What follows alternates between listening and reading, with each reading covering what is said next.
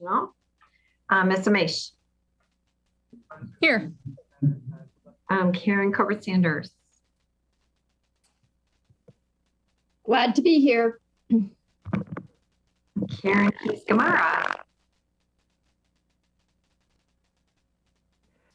I'm here. Karen, I think you're on mute. I'm here. Can you guys hear me? Yes, we can hear you. Mr. Frisch. Hello. Miss Tolan, your audio sounds a little fuzzy. At least to me. Yes, me also. All right, is that better? No? All right, now I'm frozen.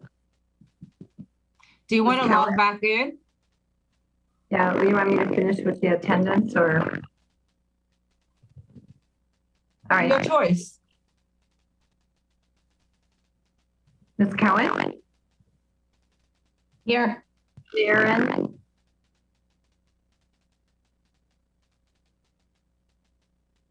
Ms. Marin? Oh, yeah, I couldn't even understand you, Miss Tolan, but yes. You know what, Here. Marcy, you want to take over? And I'll try to log back in. Thank you. Yeah, I will try to hit whoever has not yet spoken. I'm not sure. I'm here, Miss Marin, Miss McLaughlin. I don't know if you. Okay, she has not joined us yet. Miss Omash. Yeah, she called on me. Okay, sorry, they weren't in alphabetical order. Ms. Darnat Kofax, did you? I did not, but I'm here. Good afternoon. You're here. Excellent. And Mr. Frisch, I think you were called. I think Ms. Eisler-Heiser? I'm here. Okay, I think we've got everybody except Ms. McLaughlin right now. Ms. Tolan, you want to try again? All right, is that any better? Is that better? Yeah. Okay, who knows? Okay, so we are here for our June return to school information session to hear more about our summer programs and moving into fall.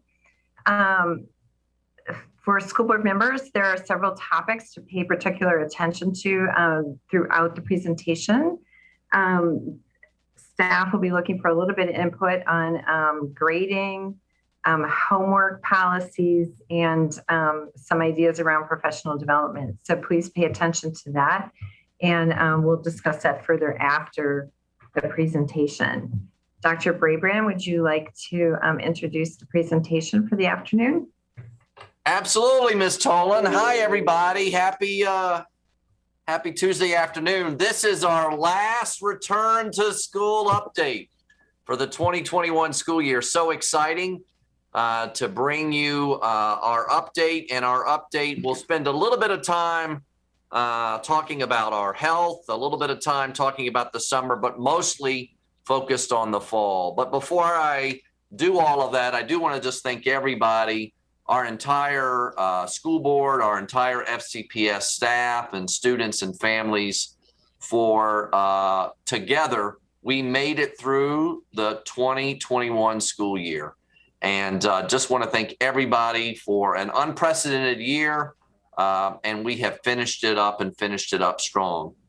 But we are glad now to begin to give you an update and talking about the 21-22 school year. And we know our families and community are looking forward to a much more normal school year. And they will have questions about what this school year coming will look like. And we are waiting for some additional guidance from the CDC and the Virginia Department of Health that will impact how things will look. But we're going to give you our best thinking about how the fall is going to look as we return 5 days in the fall in this presentation. And when we get the additional federal and state guidance, we'll certainly update you and the public.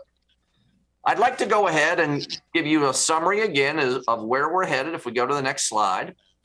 On our agenda today, we're going to talk about health updates, and we've got some great news about lower COVID transmission rates in our school, impressive work on vaccinations in our community, and some updated mask guidance for our schools and offices as we go to the summer. Speaking of summer, we're going to spend a lot of time here with summer program updates to really let you know where we are with our programs and where we'll be going. And really, really very excited about that. One of the things I want you to know as we turn to looking at 5 days in the fall, I'm going to be eager to talk to you all and dialogue around some policy considerations to help better position our students as we return in the fall. And while I won't be seeking consensus from the board this afternoon, I will be looking forward, as Ms. Tolan already mentioned, to some of your thoughts on some of our ideas around addressing professional development for our staff that frankly was already talked about this morning in our morning forums and presentations, and how we can better work on fidelity of implementation of all of the work that we have to do here in Fairfax County Public Schools. Finally, I want to welcome our principals, Margaret Barnes and Laura Elliott, who are going to be with us today as special guests and share some of the examples of the incredible outreach we are doing around 5 days in the fall, how we're connecting and reconnecting with families to prepare our school community for the fall. And we'll see the impacts of that outreach on our own data as we present it to the board this afternoon. If we can go on to the next slide, we're going to start with health dates. I want you to know that Dr. Boyd, who's just been a tremendous leader for us on all things health during this year and her very first year in Fairfax County Public Schools, is unable to join us today. She, like me, had her own child graduating from schools this year, and she is attending her own child's graduation today. So I'm going to let someone who's no stranger to this board, Dr. Presidio, have the wonderful opportunity, who works every day with Dr. Boyd, to share our wonderful health updates on COVID-19 transmission, vaccinations, and updated mask policies. Dr. Presidio. All right. Well, thank you so much, Dr. Brabrand, and good afternoon, everyone. If we could go to the next slide. I am happy to present these health updates to you today. I promise you in advance, I will not do the justice to the slides and the quality of the explanation I'm sure that Dr. Boyd would do, but I will certainly do my best. And we do have some exciting news here to share with you today. And the first piece of news is that our community transmission rates continue to decline. And we are at the first point since March of 2020 where we are in the low community transmission rates. So that is certainly something to celebrate. And you see that reflected on this slide here. So really excited by that. Great news, of course, for FCPS, and it's great news for Fairfax County. And as we go to the next slide, you'll see a little bit more detailed information about how we'll go to the next slide, please. We'll see just a little bit more detailed information about how those trends break down. And we'll get onto that next slide in just a second. And when we do, you'll see that going back basically to April 10th, we have been in a period of decline in our transmission rates. Just back in April, we were at a high transmission rate, and we're now, of course, all the way down to a low transmission rate, which is excellent news. And we think a lot of this is really directly attributable to the targeted vaccination rates that have taken place, particularly for some of our students in Fairfax County, with the vaccine availability being available to students ages 12 and over. And if we go to the next slide, this is one of our big celebrations. And we really want to thank our partners in the health department for working with us to put in place school-based vaccination clinics in Fairfax County. And we had some great work that we did. We made vaccinations available to over 4,591 students in grades 7 through 12. That included students from 56 of our middle schools and high schools, and we did that in 10 host sites over just a 10-day period. And this was a really, really intentional effort for us to partner with the county to make this happen. And, you know, being able to offer these school-based vaccination clinics, particularly in areas of the county where students were more vulnerable, and we saw some of the vulnerability and lack of access to vaccination availability in the local community in which many of these families live. This was a real opportunity for many of our students to get that vaccination through the school system. And at this point in Fairfax County, as you can see on the chart here, we've actually now administered at least one dose of vaccine to over 55% of students, excuse me, who are ages 12 to 17 years old. And almost 22% of those students are completely vaccinated. And then when we look at folks that are 18 years old or older, 72% have received at least one dose of vaccine, and almost 2/3 being completely fully vaccinated. So this is great news. And again, we just want to thank our partners in the health department who worked so hard to put this together, as did folks in our departments to stand up these vaccination clinics, and in the schools that hosted these vaccination sites. So thank you to everybody who made this possible. And as we go to the next slide, we've got more good news to share. Another success that we've had recently is we were able to stand up a pilot program to support COVID testing, both diagnostic testing and screening testing at 2 elementary schools, Hybla Valley and Cameron Elementary School, and then at 2 of our middle schools, Rocky Run and Franklin Middle School. And we had a 4-week pilot at these schools where we administered 195 tests. 21 of those were diagnostic tests and 174 were screening tests. And the big nugget here is that none of those tests yielded positive results. In every single one of the tests that we ran, the results for COVID-19 were negative. So when we think about the work that we've been able to do in this pilot, and we see our community transmission rates continue to decline and reach the low level, we do not recommend the need to continue with any diagnostic or screening testing in our schools next year. Now, we, of course, will continue to partner with the local health department. We'll continue to monitor CDC guidance and any guidance that might come from the state health department or the county health department. And if the transmission rates change or any of the guidance change, then we will certainly reconsider that. But at this point, we do not see the need to continue with diagnostic testing or screening testing in our schools next year. And this was a really, really successful pilot. And again, we want to thank the folks in those schools, the health department, and all of our central office folks who helped establish this pilot for us this spring. So if we go to the next slide, we also continue to receive updated guidance with respect to prevention measures. And we received updated guidance actually just as recently as just yesterday. So the state guidance regarding mask usage and physical distancing in schools was updated again just yesterday. So this information that we're looking here truly is hot off the presses, as they say. And as of today, there's not a need for layered prevention at schools. Well, let me say it this way. The need for layered prevention at schools is now going to be really determined based on an individual's vaccination status, whether or not those individuals are attending programs in the school building, and whether or not social distancing is being implemented. So the chart we're looking at here really provides the updated state guidance for physical distancing and mask usage in schools. And again, it separates out categories of individuals that are either fully vaccinated or folks that are not fully vaccinated. So as you can see from the slide here, when we talk about our guidance in schools, indoors, for fully vaccinated individuals, face masks do continue to be required, and they are also required for folks that are not fully vaccinated. But when we talk about events and activities that are outdoors, beyond the minimum of 6 feet of social distancing, face masks are now optional for folks that are fully vaccinated. For individuals that are not fully vaccinated, those face masks will continue to be required.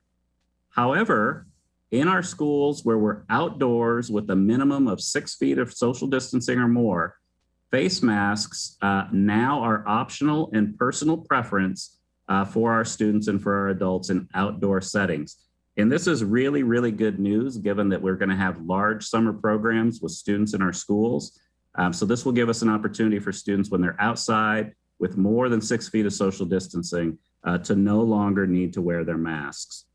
So this is great news. And if we go to the next slide, we can see the updated guidance with respect to distancing and masks in our non-school-based offices. So places like Gatehouse and places like Willow Oaks, for example. And again, the updated guidance really is aligned again to an individual's vaccination status and continues to be designated based on indoor activities or outdoor activities, either without 6 feet of social distancing or with 6 feet of social distancing. So more specifically, when you look at this chart, fully vaccinated individuals in our non-school-based offices will not be required to wear a face mask indoors or outdoors. However, persons in non-school-based offices who are not fully vaccinated will continue to be required to wear a face mask indoors, and it is recommended that they wear a face mask outdoors when they cannot maintain 6 feet of social distancing. So again, this is the updated guidance that we just received as of yesterday for schools and for non-school-based offices. So with that updated health guidance in mind, I want to turn to the next slide and provide just some brief information on where we're at with respect to staffing and scheduling our summer programs. And on the next slide, we've got detailed information about the current status. Really, as the end of last week, these numbers were updated. And we currently have, as you can see here, if we were to total up all of the students registered, we have over 20,000 students registered to participate in summer programs. And that enrollment number is not really as high as what we had originally projected back in December and shared with the board in January. But nevertheless, this still represents a 7-fold increase, 7 times a greater number of students in our summer programs than what we would see in a normal year. Also from the chart, you can see that we've been successful really at hiring most of the staffing that we need for our summer programs. And we're very, very thankful and appreciative of all of our school-based staff that agreed to continue to work after a really challenging school year in our schools and continue to support students' learning needs throughout the summer. So we're excited that we've done a really good job so far with hiring most of our staff. However, as you can see from the chart, we do need to acknowledge that we are continuing some staffing challenges with respect to our special education summer programs. This is not something that's unique to Fairfax. We see this in our surrounding school divisions in Northern Virginia. Also, we see this trend around the state and really around the country. So our current special ed recovery program is about 85% staff. So we're not doing too bad there. We're really at a medium kind of intermediate staffing level. But our extended school year program is about 50% staff. So that is at a low staffing level, and we've got a lot more work to do there. And you can see that that program is scheduled to begin in about 2 weeks on June 28th. But you'll also note that the registration for that program does not close. So we're going to continue to work hard. We've done a lot to recruit staff already, including things like allowing teachers to split assignments, maybe only work half-time and job share with someone else.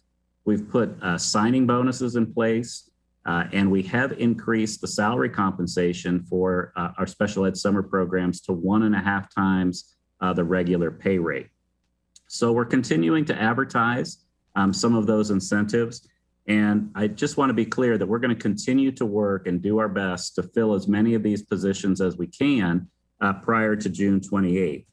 However, if we're not able to fill all of the necessary positions by June 28th, that does not mean that students will not receive services.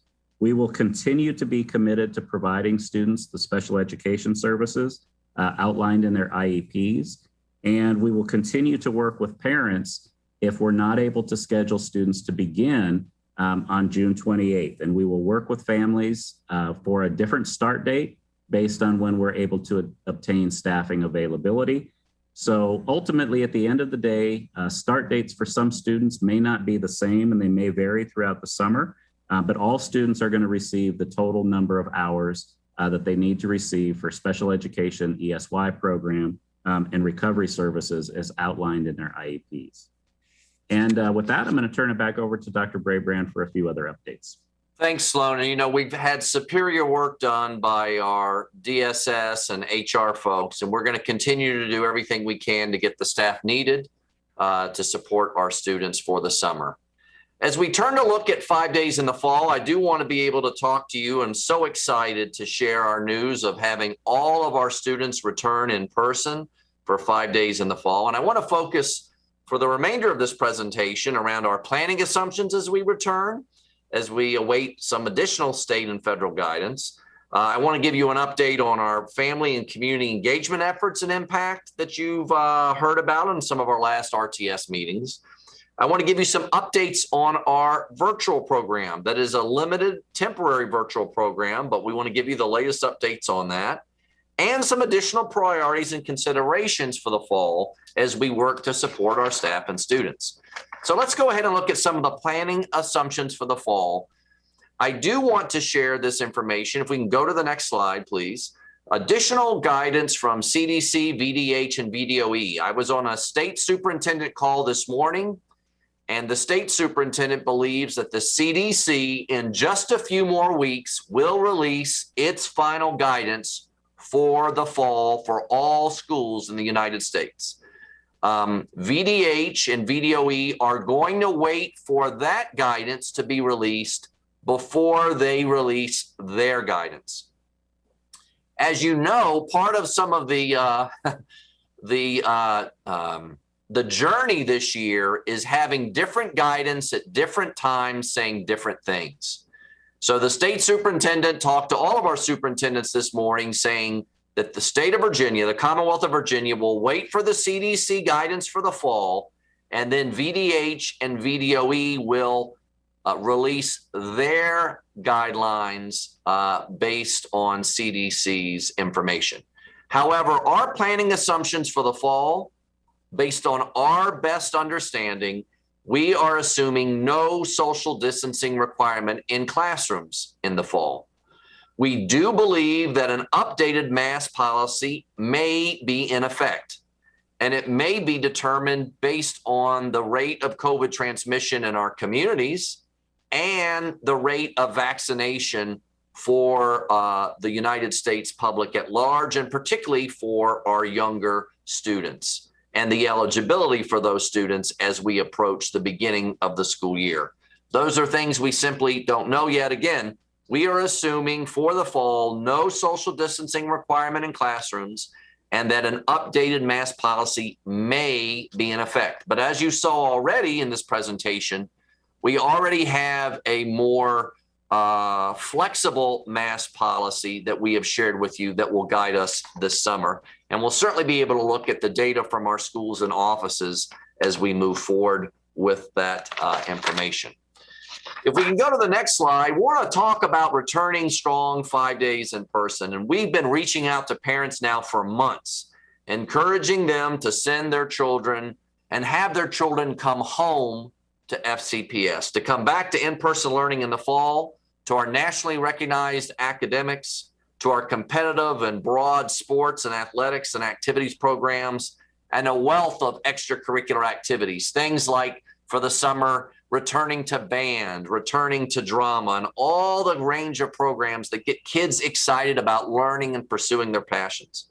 We've had our community relations team create a bunch of different creative design options, and you're going to see those out on Fairfax connector buses at our schools, campuses, telling our public and our parents and our students to come back to the FCPS classroom. But we know that simple communication through social media and all the other channels that we've done, you can see on here phone calls, home visits, MTSS and multi-language orientations. All of that is great. And we've had social and print media work and podcast. But I also want you to know how much our school teams have done, person to person, with direct outreach to newly enrolled, chronically absent, and returning students. So in partnership with our Office of Professional Learning and Family Engagement, we've really increased all of our media outreach and all of our personal outreach so that folks are aware of our fall plans. I'd like to share a short video now featuring Kelly Shears, who's principal at West Springfield Elementary School, and Victor Powell, who is our new principal at Glasgow Middle School, to showcase some of the outreach that has been happening here in Fairfax County Public Schools this spring.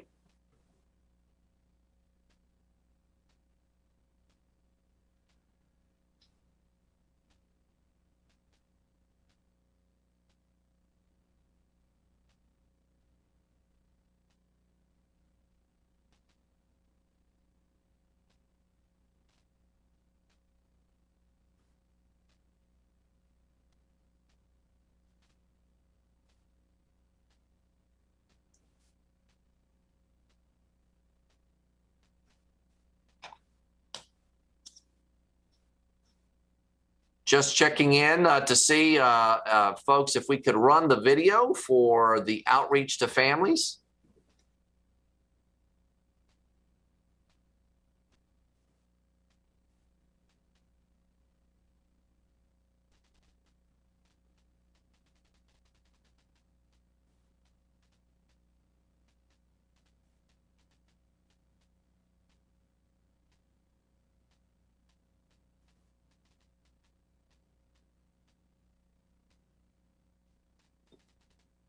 Eileen or Bev, are we putting up the video highlights outreach? Working on it.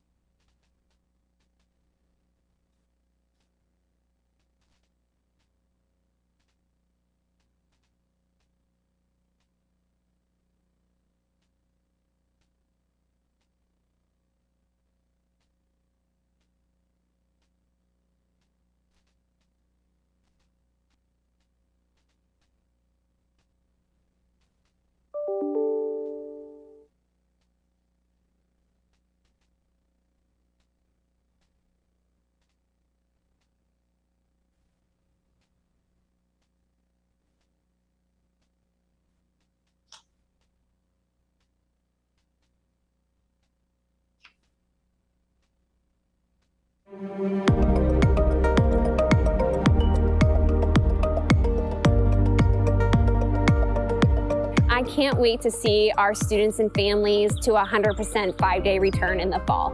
So for the past month, I have been just visiting our virtual families. I loved seeing the students. They really energize me.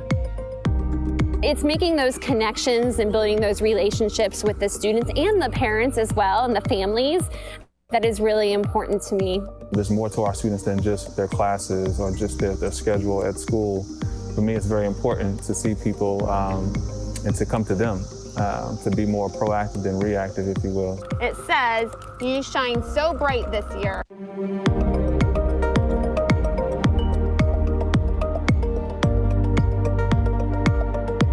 I can't wait to see our students and families to 100% 5-day return in the fall.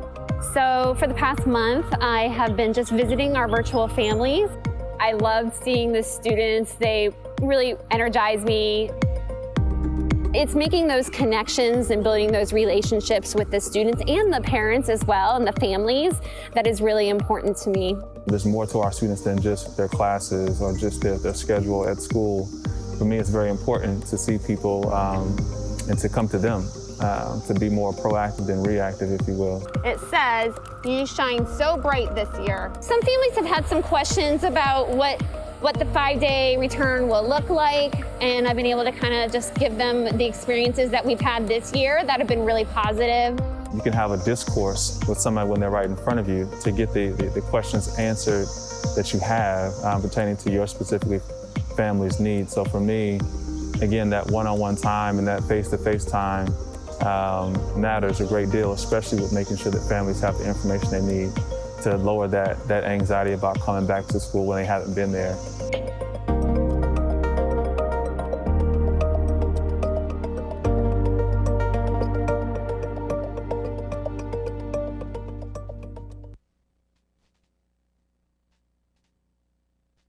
as we put up the slides for talking a little bit more about our community outreach, it's just so wonderful to see Kelly and Victor representing, frankly, almost 200 principals who are all engaged in going out person by person, family by family, every family by name and by need, to return all of our families to FCPS in the fall. And I'm so delighted not only to showcase them today, but to invite Margaret Barnes, who I mentioned earlier, who's the principal of Holmes Middle School, and Laura Elliott, who's principal of Woodlawn Elementary. And they're going to share some additional examples of how they worked with their school teams to engage this spring to support our students and families in being ready for 5 days of in-person learning this fall. So Margaret and Laura, take it away. All right, thank you, Dr. Brabrand, and good afternoon, everyone. I'm Margaret Barnes, the principal at Holmes Middle School. I'm happy to be here today to share a bit about what our secondary school staff are doing to welcome families back to FCPS who left this past year to either go to private school or to homeschool. And I did gather feedback from my secondary colleagues just to, so you'll hear not just about what we're doing here at Holmes, but also what some of our colleagues are doing, like you just saw Victor Powell over at Glasgow. So thankfully, our student information system is set up for our staff to enter withdrawal codes that indicate the reason that families have left. So our student service assistants have been calling families who left and chose private school or homeschool. We've used that list as our guides. For some schools, that list may have been fewer than 20 families, but I know for many elementary schools, and Laura Elliott can speak to this, it has been, sometimes 50, 60, 70 families. But we use that list as our guide, and schools have taken a variety of approaches to touching base with those families, from personal messages from the principal, inviting them back, home visits like you saw with Victor Powell, phone calls from the school counselor, open houses for families of virtual students to show them how the schools have treated safety and security during this time. In addition, at Holmes, as in many other schools, we will invite families who are new to Holmes or who were virtual in this past school year to visit during the summer to get comfortable with the building. And we'll be offering a special orientation for those students and parents in August. One thing that I'm particularly proud of at Holmes is how we have not only welcomed families to come back in the fall, but that we have welcomed them into the physical building.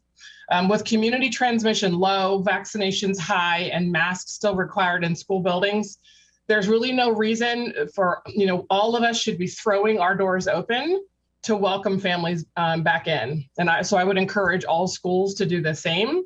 It does not feel welcoming when a returning or new family rings the bell at the front door and is met at the door and then not allowed to enter the building. If we are truly ready to welcome back all of our students full time, then we need to welcome their families back inside as well. Another piece that I think is important is to make the re-enrollment process as painless as possible.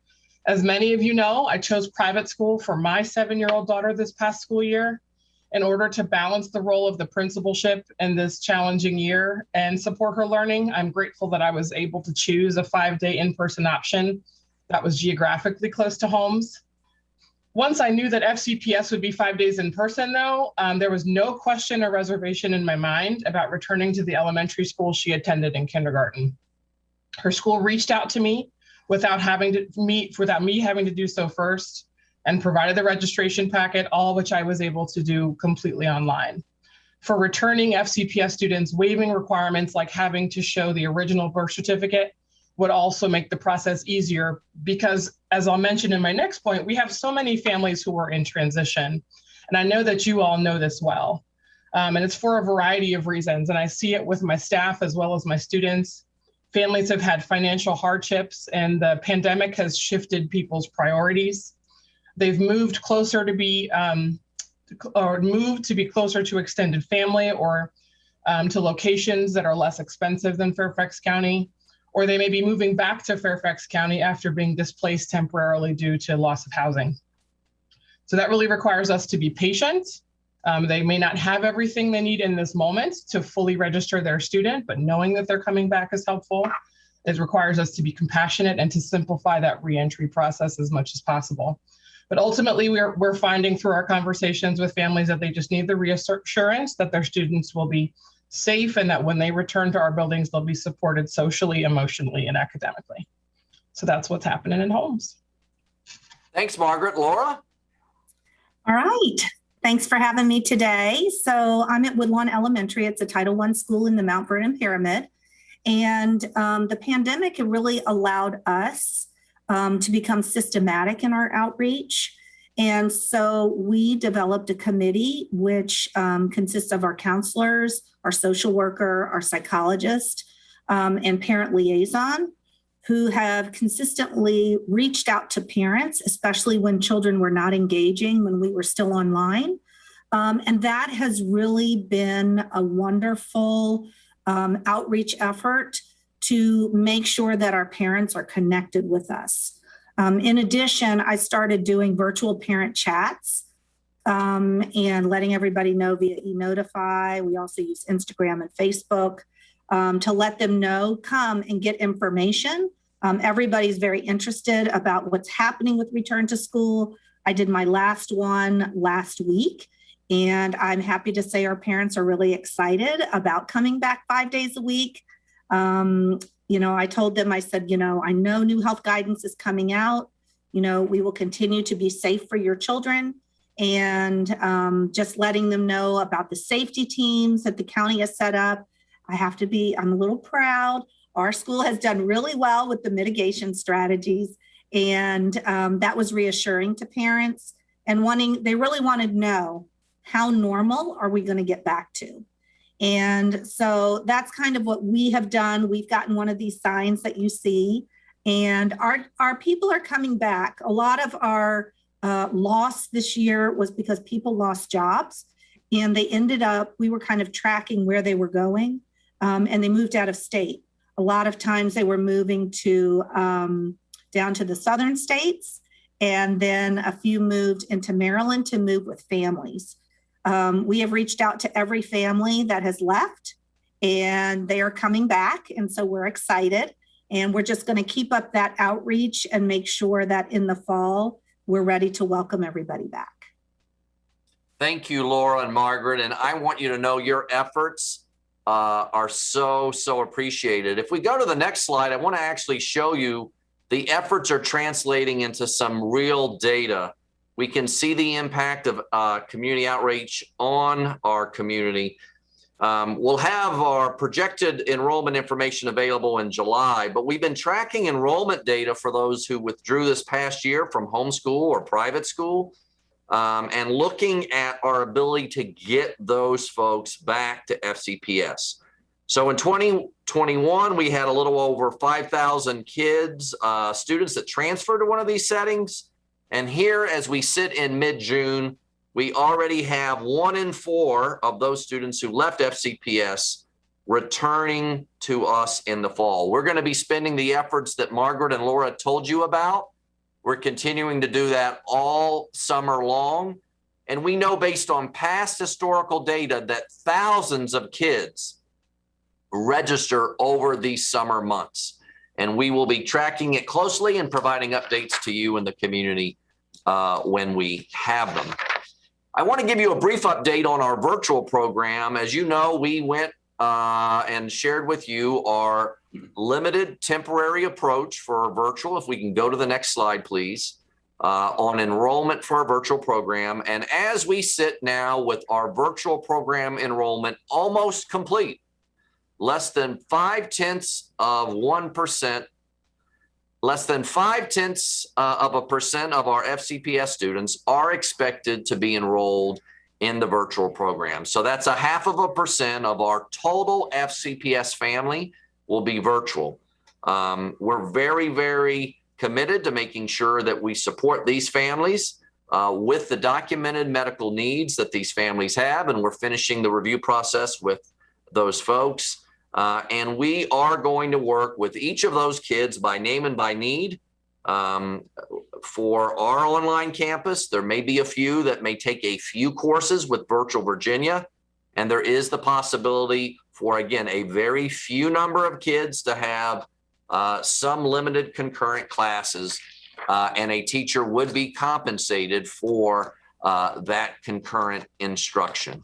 I'm going to turn it back over to Sloan to give us a few additional priorities and considerations as we approach the fall, and then we'll be wrapping up our presentation. Dr. Presidio. All right, well, thank you. And if we could go to the next slide, I just want to kind of preview some of the things that we want to focus on as we talk about preparing for a successful 5 days of in-person return next fall. And there's really three big priorities that we're focused on. Of course, the first is making sure that we have all the social, emotional, and academic supports that students need to have in place. We also want to touch on some policies, and we mentioned those already around grading and homework that we think could support student wellness next year. And then we want to share some information with you on our professional development priorities as well for next year. So if we go to the next slide to start, just kind of keeping in mind that we recognize and know that, all of our students have been impacted by the pandemic in one way or another. And we want to recognize that, and we want to really keep equity at the center of everything that we're doing as we think about preparing for next school year. So the physical space that brings us together. All of us have to remain constantly aware of the space between us and our fellow students. I think we're got a video playing. I'll see if I can pause here for me. Okay, looks like we got that fixed. Thank you very much. But as we think about, trying to keep equity at the center of our work and really meeting students where they are next year, that we've adopted this framework of affirming, assessing, and advancing the work that we do to provide supports to students. And I'd ask you to kind of keep this framework in mind as we talk about those priorities on the next slides. So if we go to the next slide, the first area that I wanted to share with you is our priority really around social emotional learning and social emotional support for students. And we've talked about this quite a bit actually this year, but I wanted to take just a second and say a little bit more about what social emotional learning is, because we talk about it sometimes in the abstract, but what we're really talking about is being focused on learning experiences that are really intentional at developing student skills that will help them really develop healthy identities, help them to manage their emotions, and to really achieve their personal goals. And doing this and doing it well really advances educational equity. And it really focuses on making sure that we're establishing trusting and collaborative relationships in our schools, of course, providing equitable access to rigorous instruction, and providing the individualized support that students need to be successful. And we have a framework that we've adopted that's an evidence-based framework. It comes out of the Collaborative for Academic, Social, and Emotional Learning, or what we refer to as the CASEL work. And the framework is represented on the right-hand side of the screen. And in the center, you can see the types of social and emotional learning activities that we work on with students. So really, focusing on self-awareness, self-management, social awareness, those relationship skills, and ultimately responsible decision-making skills. And that, of course, is supported by work that we do throughout the school, ways that we can connect the work to what's happening with families and caregiver support and support for students in the community. So this framework for social emotional learning is really important when we think about how we're going to support students' needs when they come back in the fall.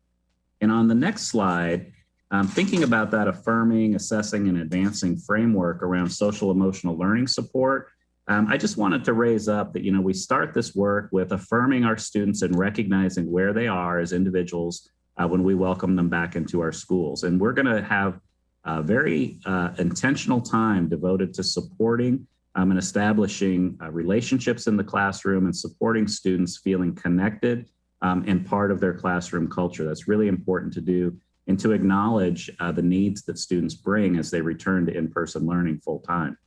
We also will be assessing students, and we'll continue to use our MTSS process to really identify those social emotional strengths that students have, and as well as the needs that they have.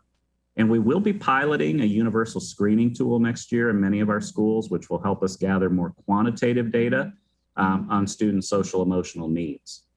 But then, of course, we need to meet students where they are and serve our students with supports.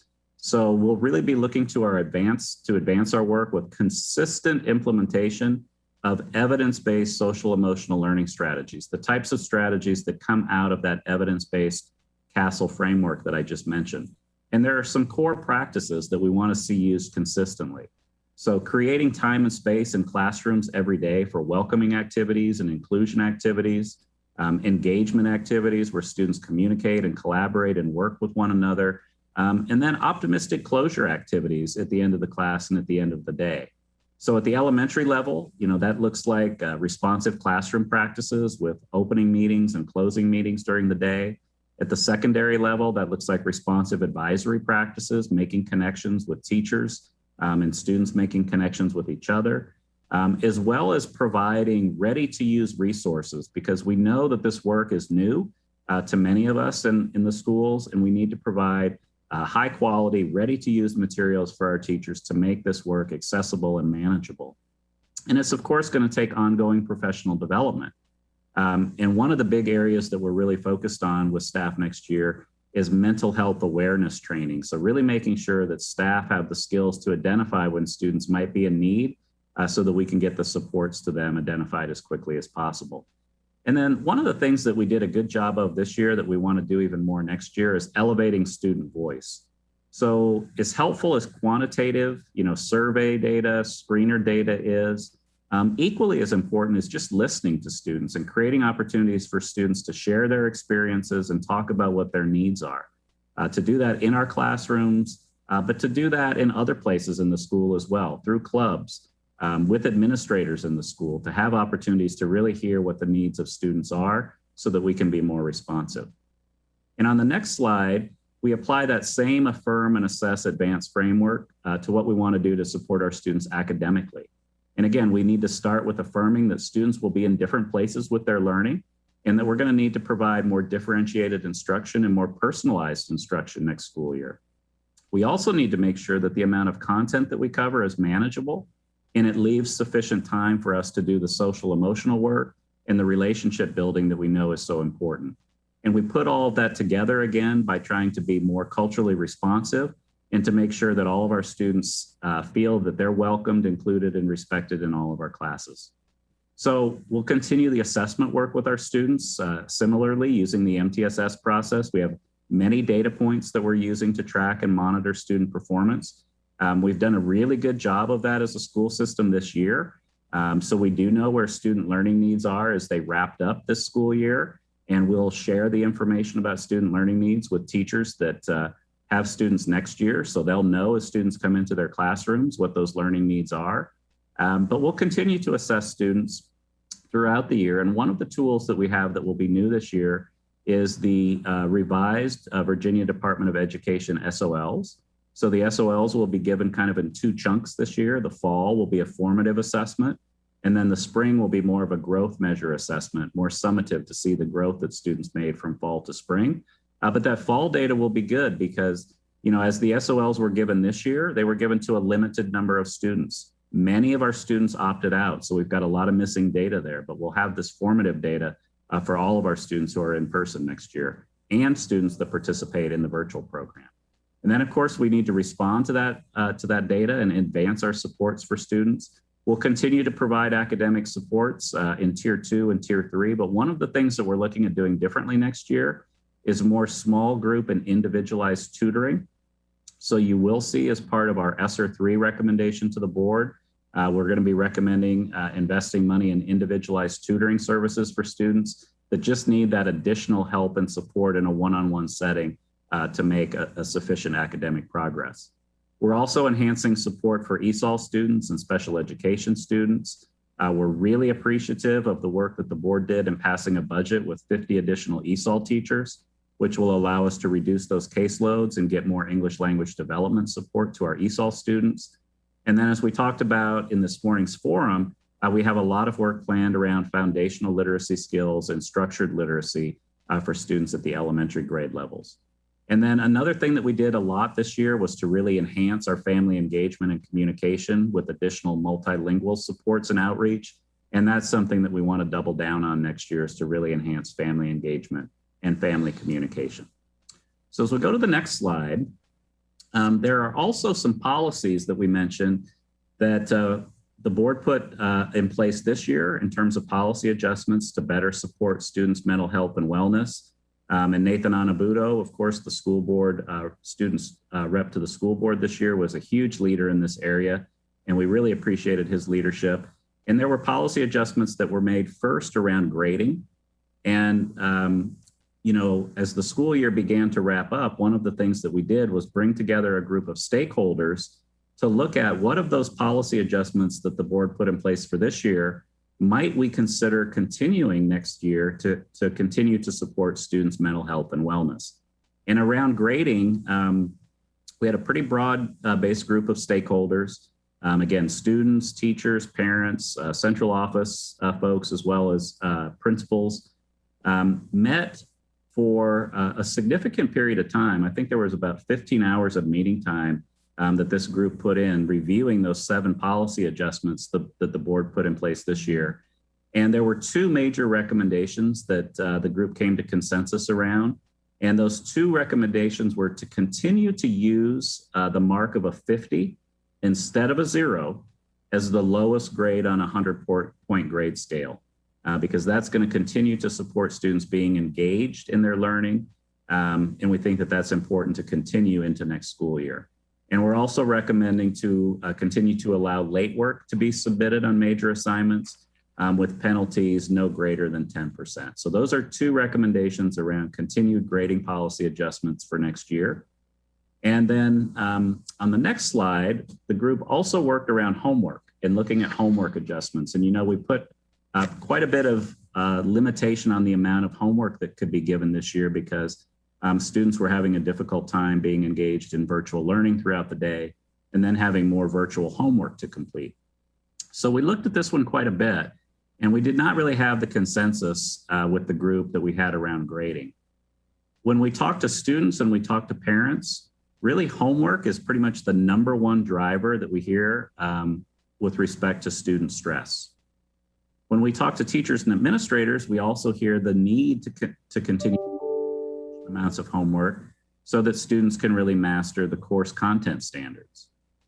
However, one of the things that we continue to challenge is that balance between homework loads that are reasonable and homework loads that are overwhelming.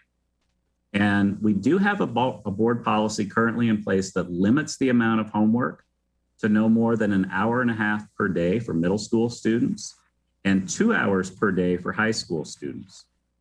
And we did take a look at the research with the committee as well. And, you know, the research really indicates that our homework policy as it currently stands is in alignment with best practice. The research would say that once you exceed those limits of about an hour or an hour and a half at middle school and beyond 2 hours at high school, you see basically no additional gains in student learning once you go beyond those levels. And oftentimes you see decreases in student learning.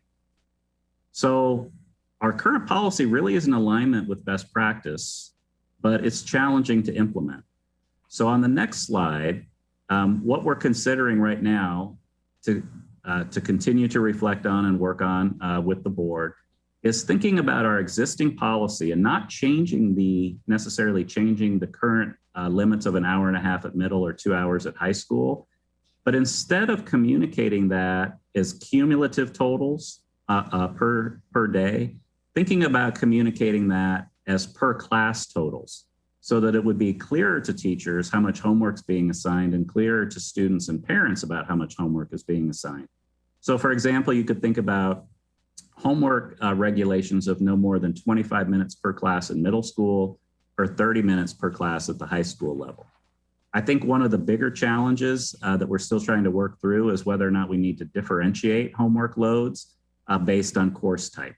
So we do know, for example, in honors courses, AP courses in particular, and some of our IB courses as well, that there's more content that the teachers are asked to cover with students. And that oftentimes is responsible for the increased workload and homework loads in those classes. So that's kind of where we're at with respect to homework at this point. And as we go on to the next slide, I want to at this point turn it back over to Dr. Williams, who's going to pick up on some of our conversation that we had earlier this morning about the professional development agenda that we have for next year and the time limitations and challenges that we have to try to work with our teachers to do all of these things next school year. Dr. Williams. Thanks, Dr. Presidio.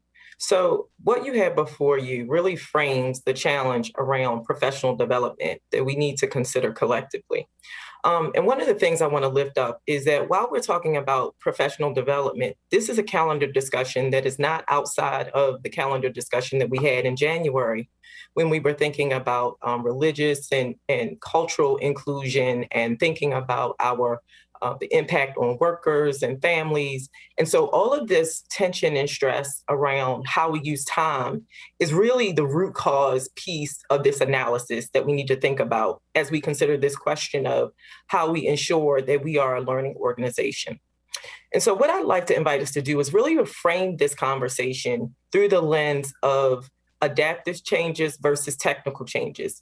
And that research is done by Ronald Heifetz out of Harvard University. And what he talks about is that technical changes or challenges, they rely on protocol, procedures, and rules. So things that a school division would do every year that we have a mechanism for, while we might need to make time available to brush up on procedures or changes in regulations, the know-how in completing those tasks is available. Adaptive challenges are more complicated than that. Adaptive challenges are dynamic, they're people-focused, and it requires us to learn and develop in order to achieve that outcome. And so if we think about goals like portrait of a graduate, if we think about increasing access to opportunities, if we think about the conversation around structured literacy, the challenges with regard to equal provision of preschool services, all of these are questions or ideas or challenges for the division that we've not solved yet.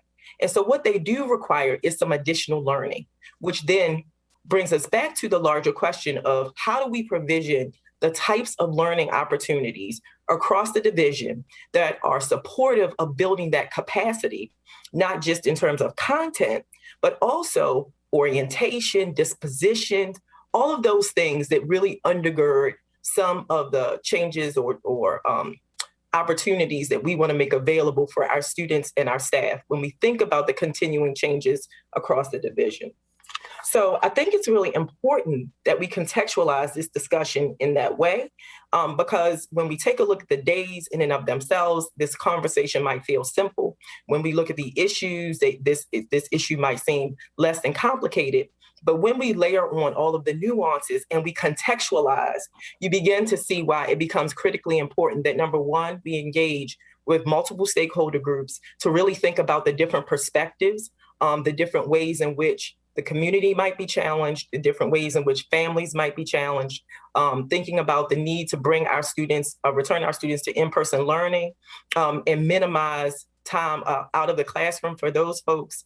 And so there are just a myriad of variables that come into play as we talk about professional development. And so I wanted to stop and contextualize. So when we think about the adaptive challenges that the organization is contending with, Dr. Presidio just talked about the social emotional pieces.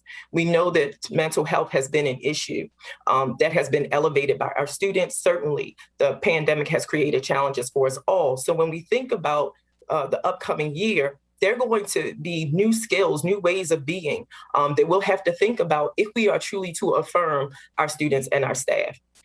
The conversation that we had about our structured literacy work, we know that we have a pipeline issue in terms of how teachers are prepared to meet those needs in the classroom. We know that oftentimes we are leveraging how that work translates on the shoulders of a reading specialist, and depending on the needs in the school, that may or may not be sufficient. So if we actually just took those two ideas and we stepped back and we took a 30,000-foot view and we wanted to interrupt those patterns of disparity where some minimal provisions will work for some, but those who have more significant needs will be left out. And therefore we'll be looking at a graph very similar to the one we were looking at when we were talking about pre-K services, then we've got to really wrestle with the complexity of what it means to ensure that there is access to learning opportunities that increase our capacity. Similarly, if we could go to the next slide, I think that it's important for me to state pretty overtly, based on the way that we are structured, our calendar is really, our professional learning calendar is really structured around the assumption that the challenges with which we will contend will be technical. There are 3 days built into the calendar that are school directed, and there are 3 days built in the calendar that are central office directed. And that is really what we set aside for learning over the fullness of a school year. Now, I want you to just stop and think about the 6 things that were listed on a previous slide, and think about how insufficient that amount of time is, given the level of complexity just in the conversation that we've had this afternoon, which is why I would make the argument that we really need to take some time and look at all of the variables and the priorities that we have as we think about the decisions that we might make. Then I want to confound that challenge by lifting up the fact that we have a structural disparity in the amount of planning time that is afforded to teachers by level, right? And so planning time is not necessarily time for professional learning. But what we know is that quality instruction is contingent on those opportunities to have that planning time that allows for that collaboration, lesson study, et cetera, et cetera. And if we look here, what we see is that elementary school teachers have only 300 minutes per week, where secondary teachers have 450 minutes per week. So that's a structural disparity that is exacerbating this question of the types of opportunities that we really need to catalyze the kinds of changes and programmatically that we are seeking to achieve. Next slide, please. So the research says that effective professional development has many features that are time dependent. For example, we know that effective professional learning needs to afford staff opportunities to collaborate. And if those collaborations can be job embedded, that is even more powerful. We know that effective professional development needs to be sustained over time. So some of the things we might do to afford opportunities like front loading at the beginning of the year or front loading at the end of the year, while those conditions could be necessary to begin or end conversations, what we're really trying to get at is, what does it look like to learn over time? To have those opportunities for reflection, for practice, for coaching, for feedback, right? And if we think about professional development recursively in those ways, then we see the challenges that we have that we really need to sort of dig into. So these options are some ways to frame how we might move forward as we begin to contemplate all of the different stressors that are on our calendar. So I want to say too, even though I lifted up some of the things that are intuitive to our thinking, we know that we have the inclusion of our religious observations. We know that we need to be sensitive to the amount of time the students are in class. I want to also include the assessment schedule, right? And oftentimes we're not thinking about, the time that teachers need to actually assess, and then what that does to the amount of instructional time. So there are variables that are not even listed here. Again, they really need to be considered as we look at these options.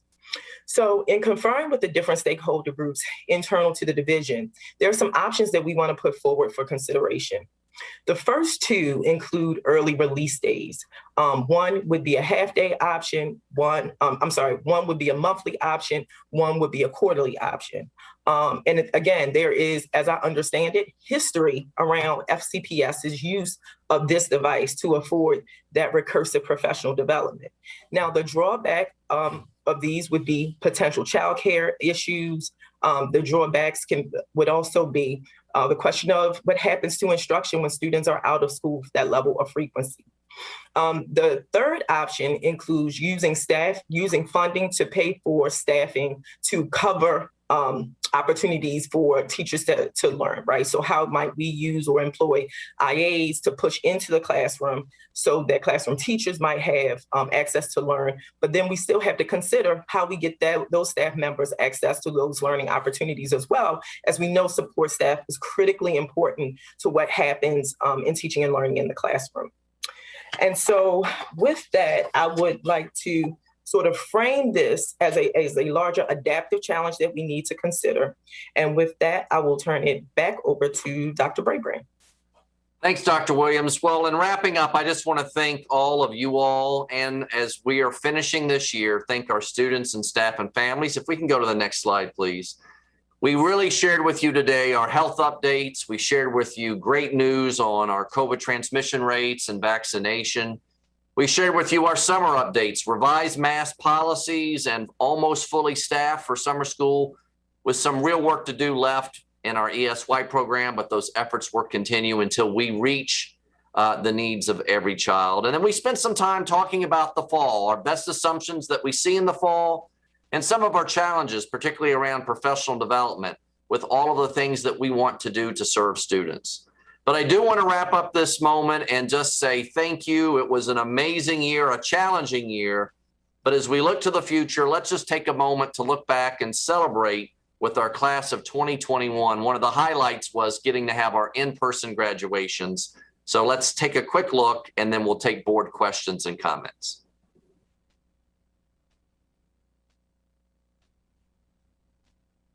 Throughout this past year, we've had to rethink the way in which we navigate space. When isolation started, we lost the physical space that brings us together. All of us have had to remain constantly aware of the space between us and our fellow students, and the vast space between ourselves and our friends, our teachers, our community. And we rebuilt those spaces from scratch. This concept of casual togetherness is something that we will never overlook again.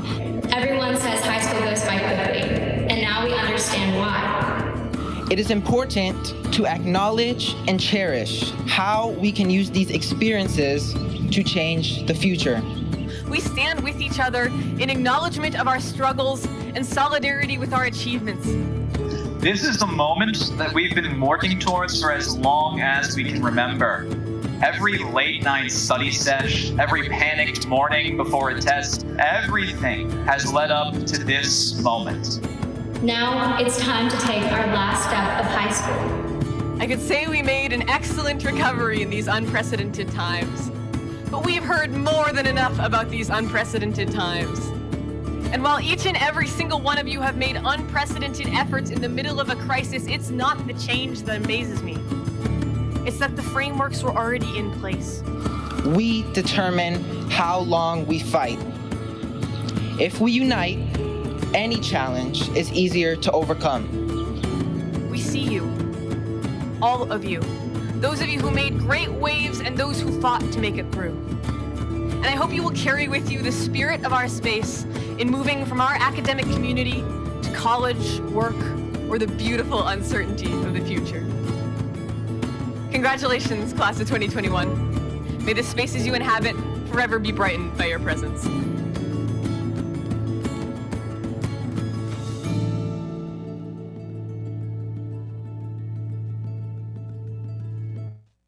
Well, thank you all. Listen, we had some video with that, but certainly got to hear the audio and the amazing kids and faculty and all of the FCPS community celebrating the end of this year, moving on, and really happy for all of them in the class of 2021. So we'll be glad now to take board questions and comments. And again, this was an informational only session, but we are looking, particularly as we look at the fall, around some of our suggestions for professional development as we look at our calendar, not just this coming year, but in the years ahead.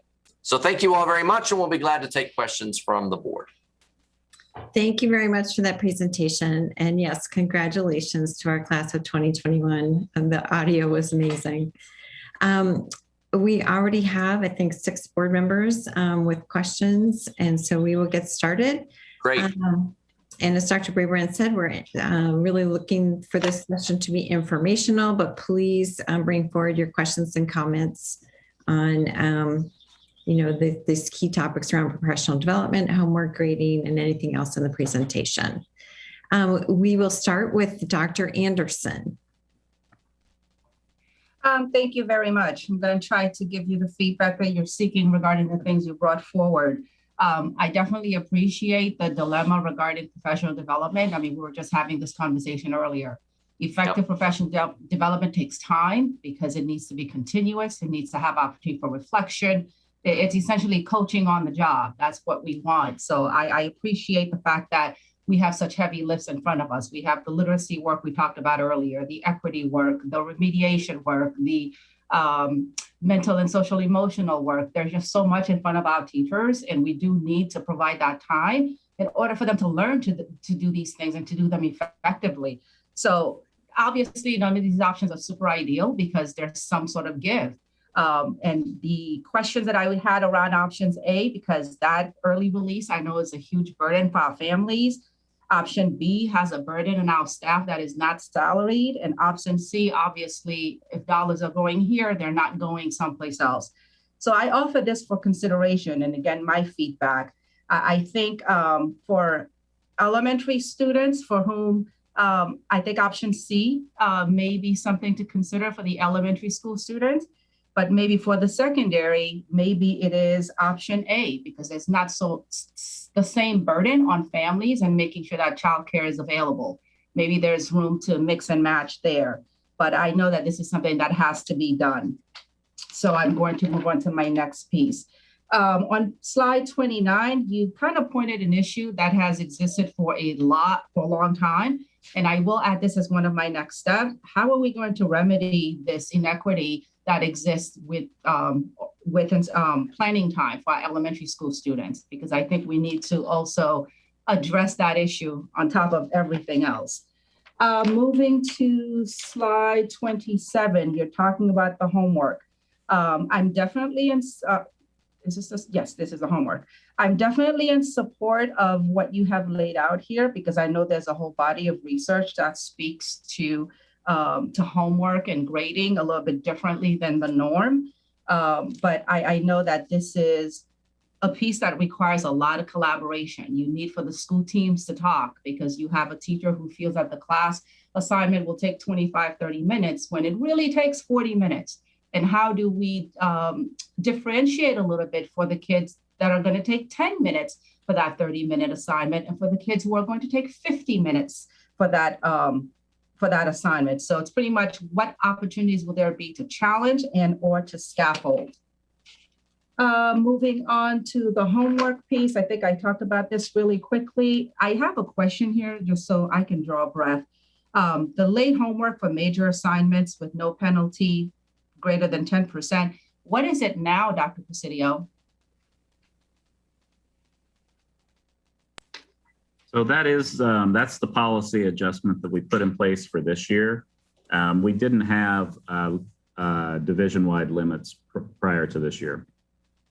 Okay, and again, speaking about the homework research, there's also a body of research that speaks to when you're grading the work, to really grade the content, and the rest of them are work skills that should be evaluated in a different place.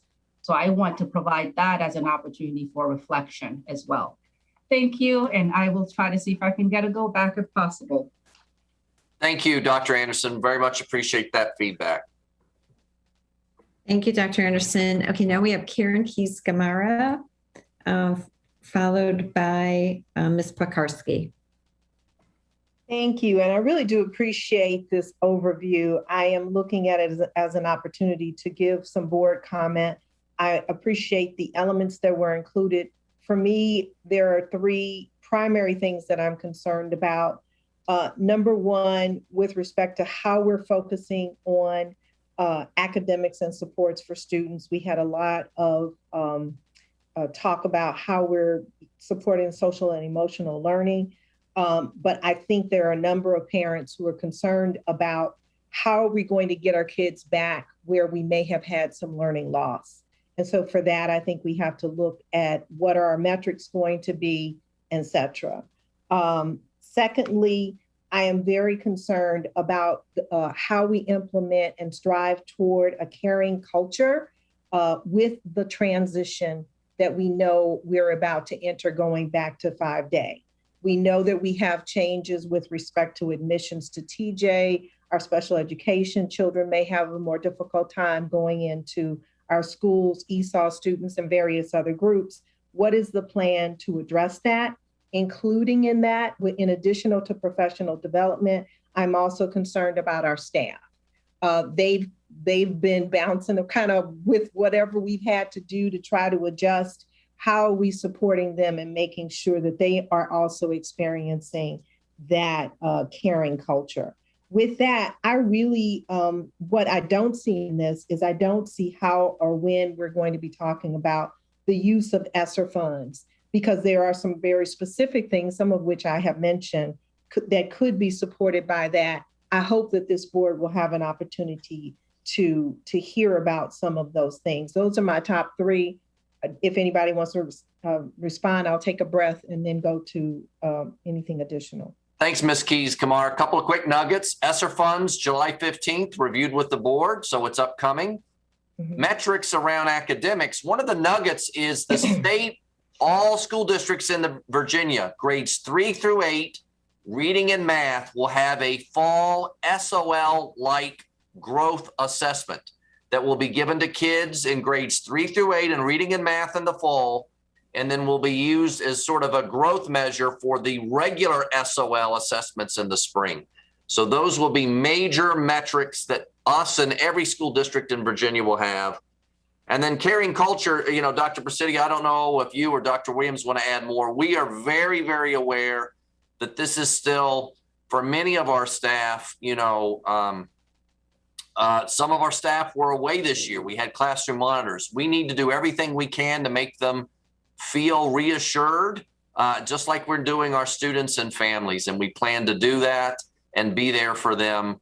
And we're working with principals to make sure staff that need additional resources and support their social emotional supports will be there for them. Dr. Williams or Dr. Presidio, anything you'd add to any of those comments? I would. In thinking about staff, one of the things that we did pretty recursively this year was had listening sessions when they were needed to kind of allow that cathartic space for staff members. And it was typically connected with something that was happening in the environment. But we can anticipate that we'll need to do that just to help people to transition back into 5-day. And I know the SEL space is the space for students to do a similar type of process. So Dr. Presidio, would you add? Just real briefly, I would also add, you know, so many of our principals did individual support and connections with teachers in the virtual space this year, just like they did with students in the virtual space. So calling homes, checking on folks, keeping them connected all year. So I just want to raise that up because our principals did a phenomenal job of trying to keep a supportive culture in their schools, even in a virtual environment.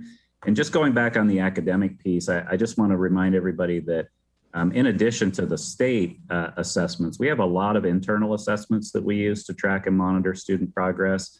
And schools have done a phenomenal job this year of using the MTSS process to identify, based on division, you know, decision rules, basically, and benchmarks of student performance, where students should be on certain tests and assignments to be on grade level, have identified students that need additional academic support, have recommended those students, have supported them throughout the year, have recommended them for summer school, have communicated with the teachers that will be teaching those students next year.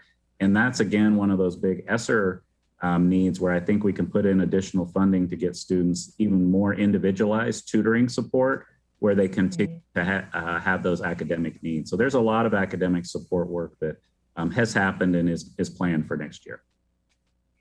So I know, Dr. Brabrand, you said this is our last return to school, but given what we've gone through, I think we do need to monitor how we're improving and how we're addressing some of those concerns. And I would expect to hear some reports coming up in the fall so that we can understand that.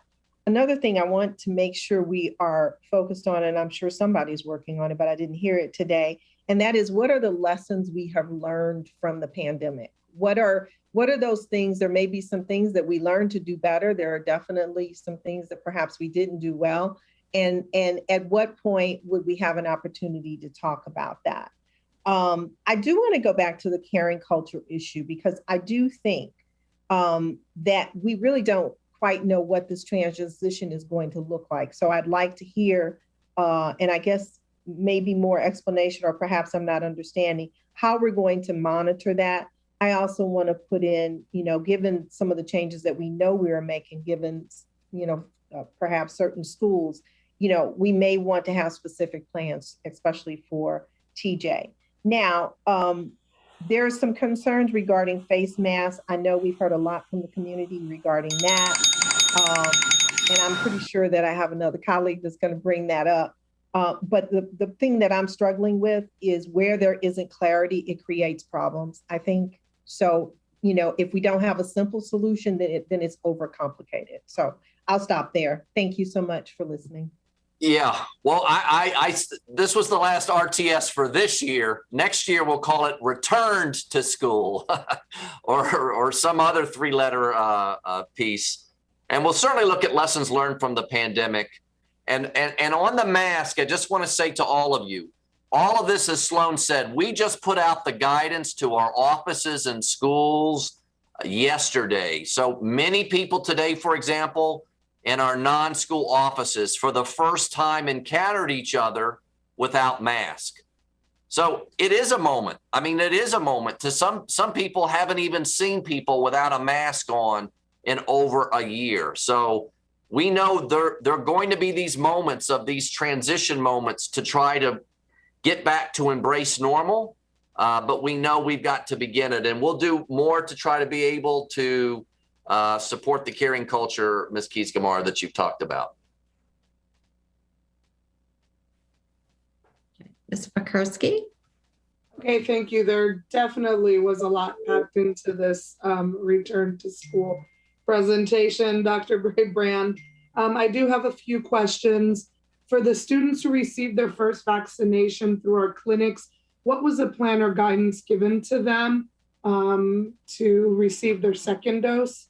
Yeah, they all got a sheet with a specific piece of information on the next step to get that second dose, including specific location for the second dose. Dr. Boyd's not here, but that is what happened. They all got second dose information, and we're going to do our best to follow up with those.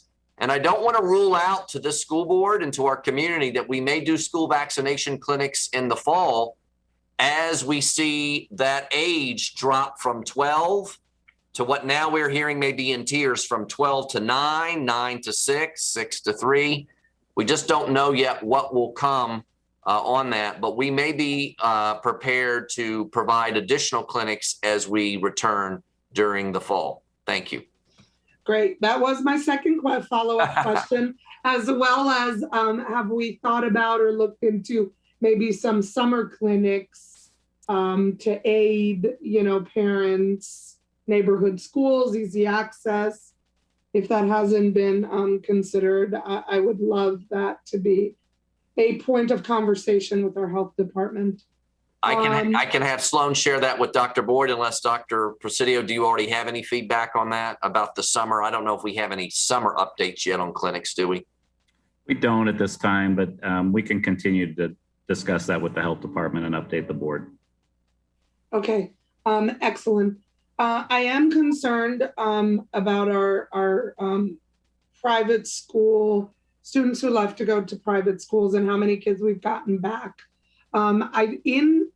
I know principals have made a very personal effort to have students come back. I've talked to my own principals. From conversations in the community, I've heard from parents that one of the worries is that, something will happen. We won't open 5 days a week. So is there any feedback that you could share with us?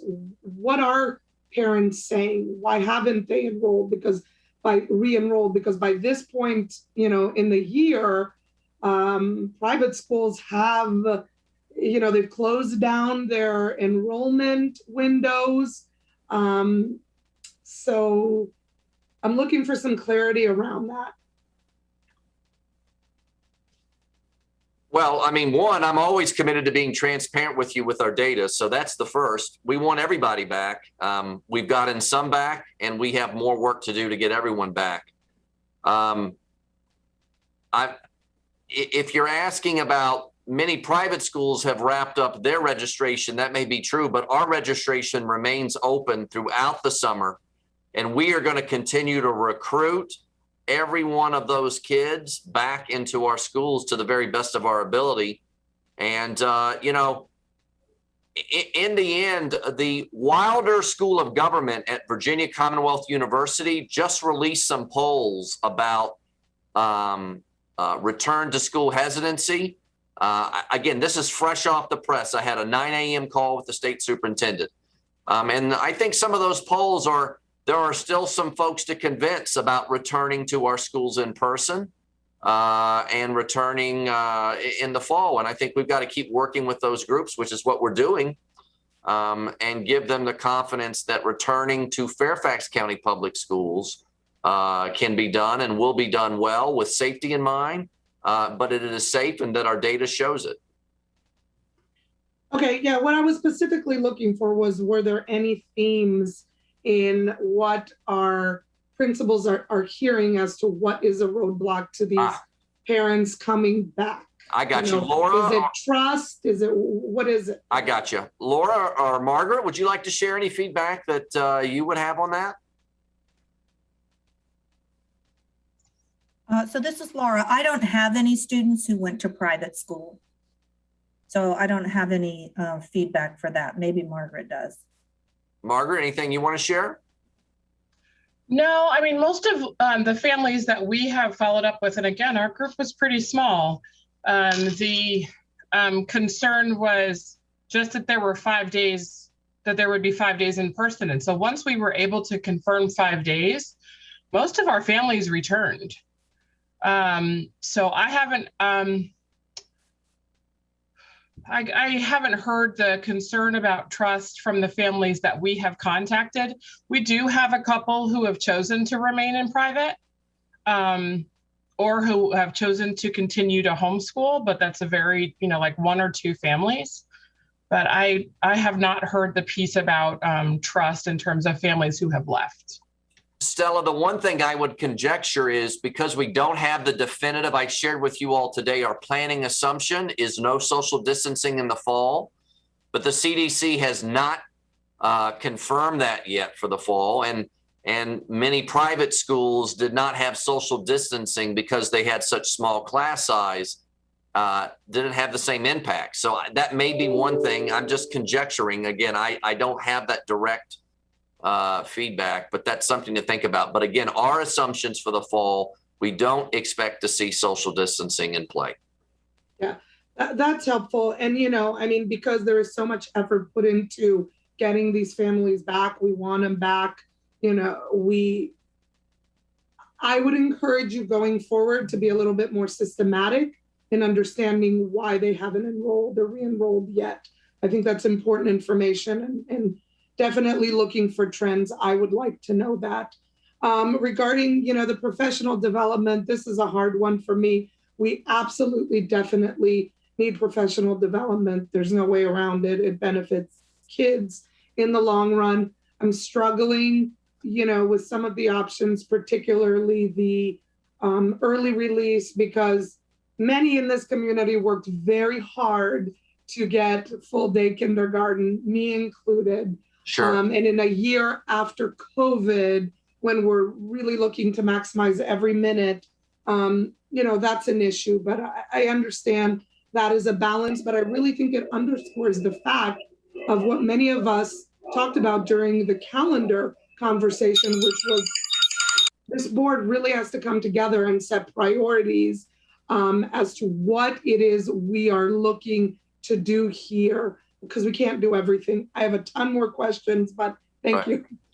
I would just say simply, Ms. Pekarsky, we're partners with you, and we need to share with you our struggles too. And this one of professional development is a honest struggle that we felt we needed to lift up to you all today and to our community. We don't expect you all have a magic answer.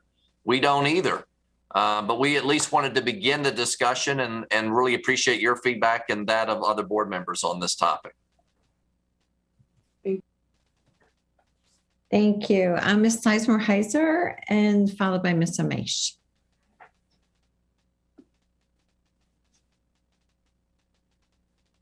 Sorry, I was having a very stubborn mute button here. So I also have a lot of questions. The first question, thank you for all this hard work. It's a lot of information to unpack. I know your staff has worked really hard on this. I wanted to dig in a little bit, starting with our SEL that you talked about in slide 22 and 23. As you know, I'm a big fan of universal screener focusing on SEL. I think if our students aren't socially, emotionally available to learn, they can't learn. But I wanted to flag something that I didn't really see discussed explicitly in this presentation, and that's a focus on executive functioning skills. I know it's related to SEL skills, but they're not the same. And I am personally very concerned about our students' executive functioning skills, those learn to learn skills after a year plus of virtual learning. And so I see, like on slide 23, we talk about piloting a universal screener for social emotional strengths and needs. Is there any conversation around universal screeners for executive functioning skills? especially for our special ed students, but really for all of our students. So that's my first question. I'll pause there. I'll defer to Dr. Presidio if you have any information we can share in response to that at this moment. Well, we can follow up outside of this meeting as well. But I would say for right now, I mean, we do a lot of work on executive functioning skills at the elementary level. We do have screeners at the primary grade levels around executive functioning skills.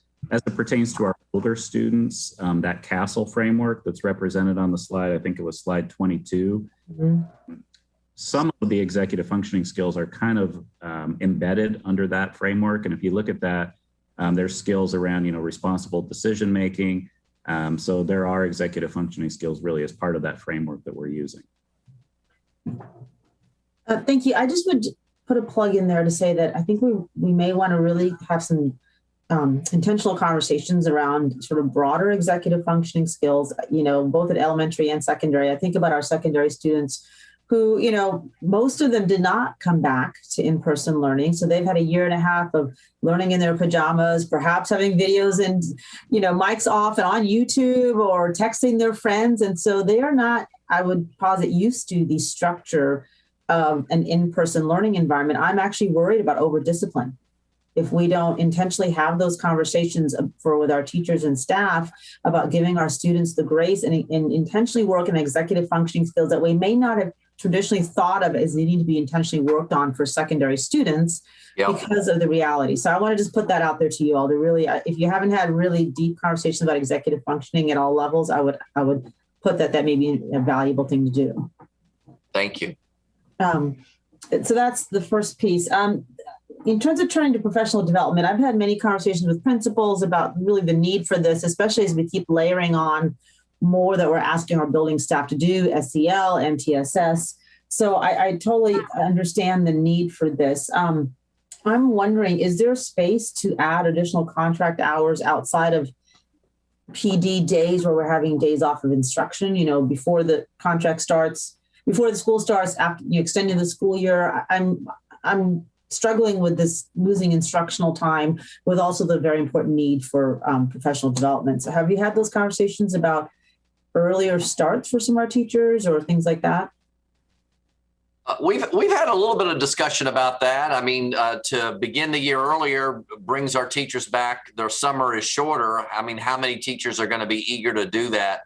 And again, it would be hard to make that a requirement right now because our calendar has already been communicated. Mr. Smith, I think you can fact check me. It's about $6 million to add each day in the calendar for compensation for staff. Is that right, Mr. Smith? That's correct. So we got to just think that number. If you want to do 2 more days, that's 12 million. I mean, we can do it, but it begins to add up. And there's a little bit too we've talked about. We could try to front load, but boy, part of the thing is you want that job embedded learning that Lisa talked about to happen as you're going through the year. You get all this learning at the beginning, but the most powerful learning is that especially through adaptive change, you want it to happen as the year's going on. We know it's a hard thing. I just want to repeat, I'm not here today. We did not ask you to make a decision today because this is a long-standing issue, but I think it has elevated itself out of this pandemic. And you all have always been so honest with me, and I want to just be honest with you. We have a lot on our plate as we're coming out of the pandemic, as Lisa said, to do, and expectations and accountability from this board, deservedly so. But I think the path to fully realize and meet your expectations, the path lies in figuring out long-term our professional development approach, and our system and structure simply doesn't support what we need to get the fidelity of implementation you all not only want, but expect and demand. So that's why we did bring it today. Thank you. I would just say that, I totally understand what you're saying. And I would just say, if we're going to look at this option, I'm not a fan of an option where we hire extra staff because we already know about sub shortages and IA shortages. If we're looking at half days off, work with the county around SAC to help with that childcare concern for our families. But I don't know the good solution here. I don't know if I have an answer for you. Okay. But I wanted to sort of pivot a little bit also on the planning time and professional development, especially planning time, if we're going to look at categories of teachers, we already have issues with elementary versus secondary, but also our special ed and multi-age classrooms have a lot of issues. So I see my time is up, but I just would ask you to look at beyond just elementary and Absolutely. I have a lot more, so I'll take a go back. Thank you. Ms. Amish? Thank you. Happy to follow, actually, and would just build on the point on transitions that was made in the beginning of Ms. Eisenheiser's comments, that we might want to also consider the adjustments for those coming in after a full year of virtual, our youngest learners. In any case, I thank you to our principals for joining us today, and for staff for a robust presentation. I'm especially happy to see that we've been canvassing families intentionally, and that there's an emphasis on listening to our students to empower them to be agents in their own path. In terms of the options, I am somewhere in between A and B. I still would like to hear some of the conversation, but quite unlikely that I would support C. Thinking ahead, at some of the pieces that were shared, I have three primary concerns. I mean, one is really about our outreach, that schools and opportunities and resources are being kind of advertised to the community in a way that's robust, proactive, and also inclusive and equitable. I know that's the intention. I know that's what we're stating today and what we're working towards, but really to kind of see it from the citizens' perspective and making sure that that's reached. The second is that our intentions with the SEL work and a lot of the mental health efforts we're putting forward are in fact achieved, that we're achieving those stated goals. And when I say this, I mean it not just for our kids who are suicidal or are caught with drugs, et cetera, not the most extreme cases, but more holistically. And I've appreciated hearing that we're going to do some of that training and awareness around that. And the third is that our investment of academic supports be effective and realistically impactful to minimize some of the gaps, not just for those failing students. So I know we tend to think of keeping kids on grade level, right? But thinking beyond that, a kid who's going from being a straight A student or an AB student to a C, D student, that's just as concerning to me in terms of the drop. So I wanted to just turn to slide 24. I did have questions. I'm inclined to disagree with this grading policy situation. And I just wanted to ask, can we go back to, if you could delineate, please, some of the rationale for originally, that originally drove this change? Because this was something we did at the beginning, right, of virtual learning and to address challenges. But can someone please remind us? Sure, Dr. Presidio can. And we actually made some of this change during the pandemic, and we brought it to the board. Dr. Presidio, do you want to? No, I remember, yeah. Yeah, so we made a number of different changes to the grading policy. There were actually 7 different policy changes that the board approved, and the committee was recommending continuing these 2. Some of the other policy changes were around using a passing grade instead of a letter grade for any grade that a student received on their transcript at the end, using a no mark instead of a failing grade. So there were a number of different policy changes that the board approved, and it was all really, in recognition around student stress and workload levels, and trying to support students with as much opportunity to complete their learning, and to do so in a way that, wouldn't disadvantage them in the future, given the, difficult and challenging circumstances that, they had to learn in this school year. So these were the 2 recommendations, again, from that broad-based stakeholder group that there was consensus for continuing. No, I appreciate you reminding us of that. I think I'm having trouble connecting how that remains to be the case in a way that's different than pre-virtual learning. Because it was situations where students dropped off. Students had extreme family situations. Students were facing dire circumstances over the course of the year, like many of us were. So I don't know that I can justify us keeping that now that's lifted, right? Because the situation now is that the student will just not complete an assignment, right? Well, one nugget of broad for you to know is that our middle schools had gone to no zeros a few years ago for all middle schools. Our high schools, when we got in the middle of this pandemic, we found out all the high schools were doing it, but 7. So frankly, one of the reasons there's consensus on making this a recommendation going forward, it's time to have fidelity of implementation of something that the majority of our schools were doing, but not everyone was. And this really helps our most vulnerable kids not fall into that zero hole and never get out of it. It takes like 7 A's to make a zero back up to a passing grade. And so it's not going to create instant A's and B's anymore for kids, but it's going to keep that kid from just having this huge hole to get a passing grade. And we do think that's important. And one of the issues right before the pandemic was the dropout rate that we were talking with you all about. And I really think this keeps the kids from just falling too deep to be able to pull them back from the brink. I don't know, Dr. Video, if I said that well or not, or that's my best way of saying it. No, I think you said it really well. And again, I mean, this has been kind of a national best practice for years that we've been working towards in Fairfax. And as Dr. Brabrand said, you know, most of our schools have gone there, but not all of our schools. And again, that rationale is the zero is just so disproportionately, you know, disadvantageous to students that they can't make up the work and pass the class, and oftentimes get disincentivized to continue to try and just give up. So the 50 is still an F, but it gives them hope to be able to continue to stay engaged in learning and to work hard to pass the class.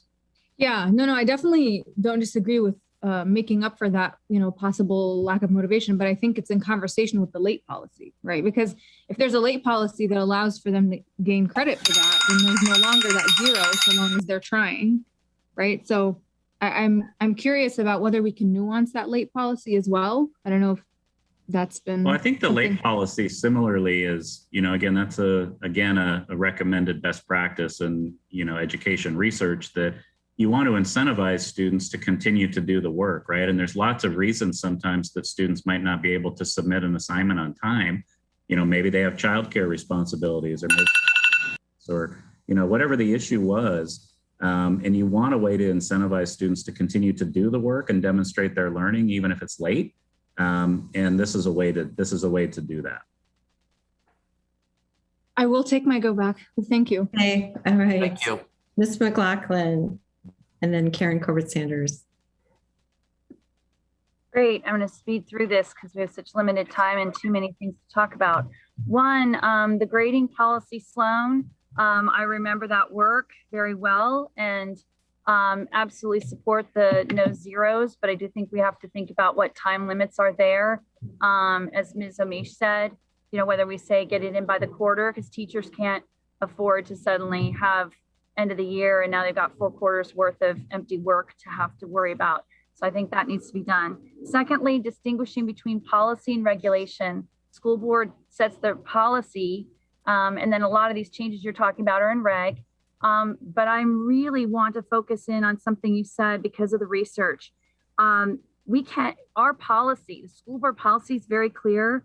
Honors and advanced level courses, it is not more homework. We have to follow the science for 100% of our students. Rigor is rigor, depth is depth. It is not volume. So to any teacher who pushes back on you, IB, AP, whatever, we have to stick to the science. That is what school systems around the country have done. And I don't even have time to go really spell it out, but there's no going back. And I will fight that one for all of our kids who are taking accelerated advanced work. They are crying under the pressure of homework as well. In terms of the professional development, our teachers are on 194 day contracts. Our students have 180 days of instruction. We've worked for years and years as a board to limit the impact on working families by doing professional development either before the school year starts. We have some work days that we've done built in between, and then at the end of the year. I welcome looking at creative ways, but to the points made about the lack of substitute teachers, option C definitely won't get us there.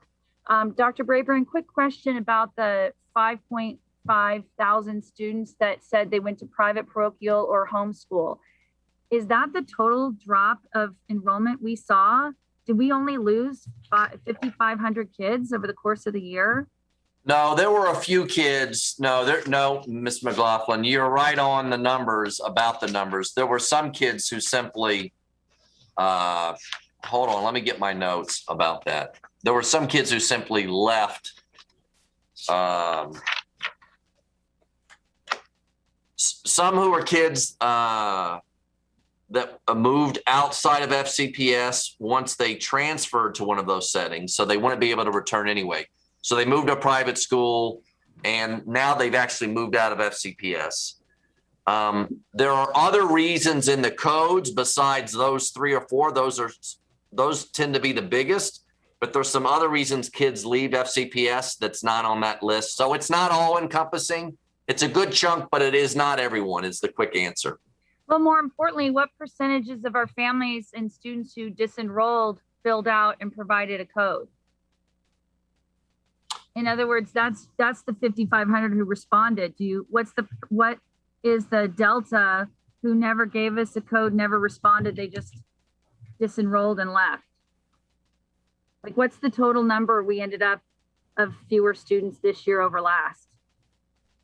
Yeah, I probably have to go back and try to pull that. I don't have that off the top of my head to respond in the cogent way that I know you'd want me to. But I can get the rest of that so you see that whole picture to the very best of my ability to do so.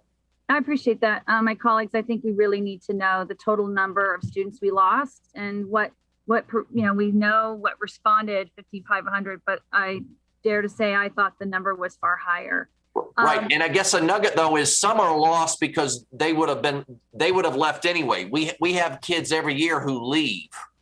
Yeah, but our numbers were down, I thought, over 10,000 kids. That included a high volume of kindergartners who didn't enroll. And that's my other question is, there's nothing in here about the fact that we may have an explosion in our kindergarten enrollment. How are we going to fit them in the schools? Yeah. And what are we doing to prepare for that? I'll get you updated numbers, Megan. No, I don't want to update numbers right now. I'd like you or your staff to respond. What are you doing to prepare for the massive volume of anticipated kindergartners and how that's going to impact facility and staffing? I'll let Mr. Smith, if you want to respond to that. Sure. So in terms of facilities and staffing, we know that our numbers are down in kindergarten and our numbers are down in first grade. And so for those students coming back, they may be coming back in kindergarten or could be coming back into first grade. Right now, our numbers are down from the year, about 3,000 in kindergarten and about another 1,000 in first grade. And so it will be incumbent upon us to assess those students as they come in to help families make the best placement for those students. Again, knowing that some of those students were in private kindergartens on their own. So those are things that we're looking at.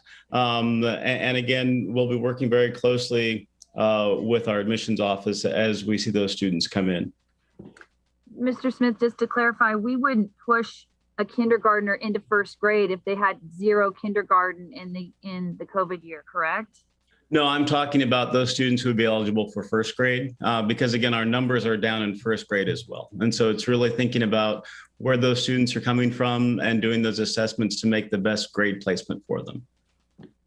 But again, just to clarify, if they are supposed to have been in kindergarten this COVID year, the parents held them back and just didn't have any schooling at all, we wouldn't shove them into first grade, correct? They would still get to enter kindergarten and have the kindergarten year? Well, they would get to have the kindergarten year. I think you're saying that if there was no schooling, if there was homeschooling, and if students were prepared for first grade, then they would be eligible for first grade. Sure, but we're not going to be the ones forcing it. Correct. If there was no formal schooling. Thank you. And I need to go back.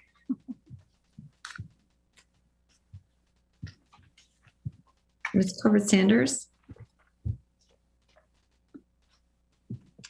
So I have quite a few questions, and just want to first start by thanking you all for all of your excellent work over the past year. We all know how challenging it is. And Dr. Brabrand, Dr. Presidio, Dr. Williams, the work that you all have done leading, and Mr. Smith, leading this organization through tumultuous times is greatly appreciated. And and Dr. Ivy too, I'm looking at my slide or my checkerboard pattern in front of me, but thank you all very much from the bottom of our heart, of my heart. And I think it's shared by everyone on this board. We truly do appreciate it. Thank you.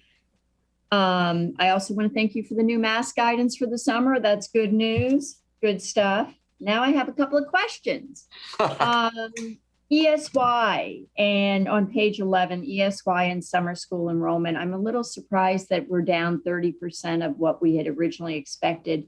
If somebody can give, and you don't have to do it now, but at some point I'd like to understand why we are offering 7 times and not 10 times the number of seats. And along the same lines, I've got a question about the staffing for the ESY in particular, seeing that it is low.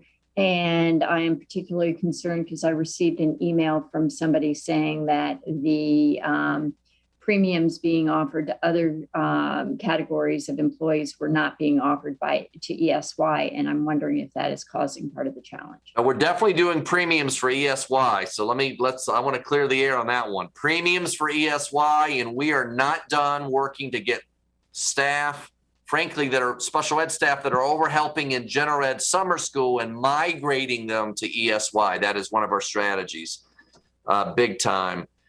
One thing, Ms. Corbett-Sanders, that's happened, and I've checked in around the region too, is the demand for summer school as we got closer to the end of the year started to actually go down in terms of parents going, you know what, I thought in March this would be great, but now that I'm closer to the end of the year, I just want to take a pass. So that's part of it. I don't know, Dr. Presidio, if there's more that you would share. And we saw that in a few other jurisdictions as well. Dr. Presidio? No, that's a big part of it. And the other thing is our numbers will still go up. We don't begin until June 28th. And then with our other programs, they don't begin until July 12th. So the numbers will go up, particularly at the high school level. Teachers are still finalizing, getting grades. Yeah. So those numbers will go up. And I think we'll be closer to that original number, but we're not going to be at the number we projected back in December. As Dr. Brabrand said, as our staff have been reaching out to families, inviting them, many families have said, you know what, we just need a break. But 7 times the normal summer school is nothing to, sneeze at either. That's a good place to be. And it fell a little short with some demand that happened that sort of leveled off at the end of the year. Dr. Brabrand, I am not suggesting that we're not doing Herculean efforts on this. What I was wondering is what was driving it. Was it staffing or was it demand? And I think we should put on those slides. I know we've already presented them, but people will pull them down. I would caveat or clarify that it was demand driven. Okay. And along those lines, on pages 18 and 19, we have quite a bit of data on students returning to school and students asking for virtual. And it would be very helpful to understand if we could disaggregate that data by grade and by region, just so that we know what the impact is on the individual schools. Now we get to page 26 on the homework and the grading supports. I fully support what you're suggesting. It's been a best practice, but absent there is any reference to elementary school. And so it either means we're not having any homework in elementary school, or we're not making any changes. But I would suggest that it's really important that we clarify that. Okay. One of the things too, and Dr. Presidio, maybe at a future meeting, a couple of our elementary schools I know this year trialed a no homework policy. That's my question. That's the genesis of my question, okay. Dr. Brabrand. Yeah, we'll follow up with you on that one. And then we talk about the change in the grading policy, and I'm fine with that. However, what we don't talk at all about is what we're doing with the rolling grade books. Are we going to consistently either have rolling grade books or not have them? But it's a fidelity that no matter where you're in the county, we should have a consistent approach. I would have to defer to Dr. Presidio. I've not really heard rolling grade books as an issue that's been reviewed for me, but Dr. Presidio may know more. A couple of schools, I think, had piloted them over the last several years. Dr. Presidio? Yeah, so it is, as Ms. Corbett-Sanders points out, it is something where we have variability across the division or even within a school. And we've not taken a position at this point to suggest that we would require or not require rolling grade books. So that is something we could have more discussion with the board about, and certainly could consider for the future. But that was not a recommendation of the committee with respect to the policy recommendations that we brought today? So I would appreciate having a deeper conversation about that, just because the FCPS promise should be a certain consistent approach everywhere. And I'm not sure what the best practice is there. And last, professional development. And I'm hoping somebody else will pick up on it because there's a lot to be said about this. And if not, please put me on a go back. Thank you, Ms. Marin. Thank you. I really am glad to hear how frequently we're talking about having fidelity of implementation across the division. I think it's a really good practice we're all developing. Thank you for laying out the options too. I think particularly when it comes to the elementary school planning time, I feel like the time has come for us to just figure out, just try something. And you've laid out some options. They actually address the two areas. One is the ongoing problem with not having parity in elementary school planning time. And the second is ensuring our staff is getting the preparation they need and having that planning. You know, look, someone said earlier that there was a lot done to bring full day kindergarten. I do not believe the option presented before us of having one day a month be an early release Monday throws out the door full day anything. They were talking about one day a month early release. I think that's doable. And I think that we need to look to SAC, just like we were trying to do during the pandemic, as well as our community partners. It's entirely fathomable to me that on one Monday a month, we can keep all those students, especially elementary, in school through SAC, through public and private partnerships. Maybe it's a field trip. Maybe the kids get bused to a county park and they get bused back and then they take their regular buses home. I really feel like of the options the staff has listed, that is the most promising.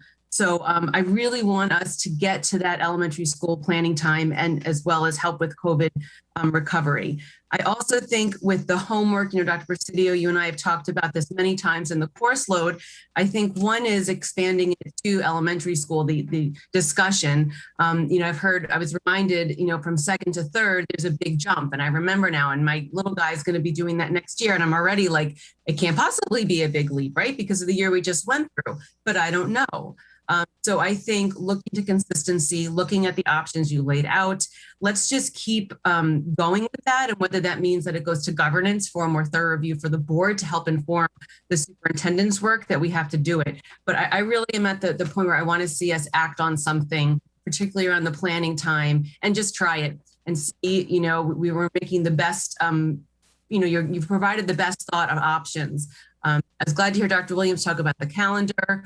It's great context. Again, let's try some things. We've been talking about this for a while. What can we actually implement?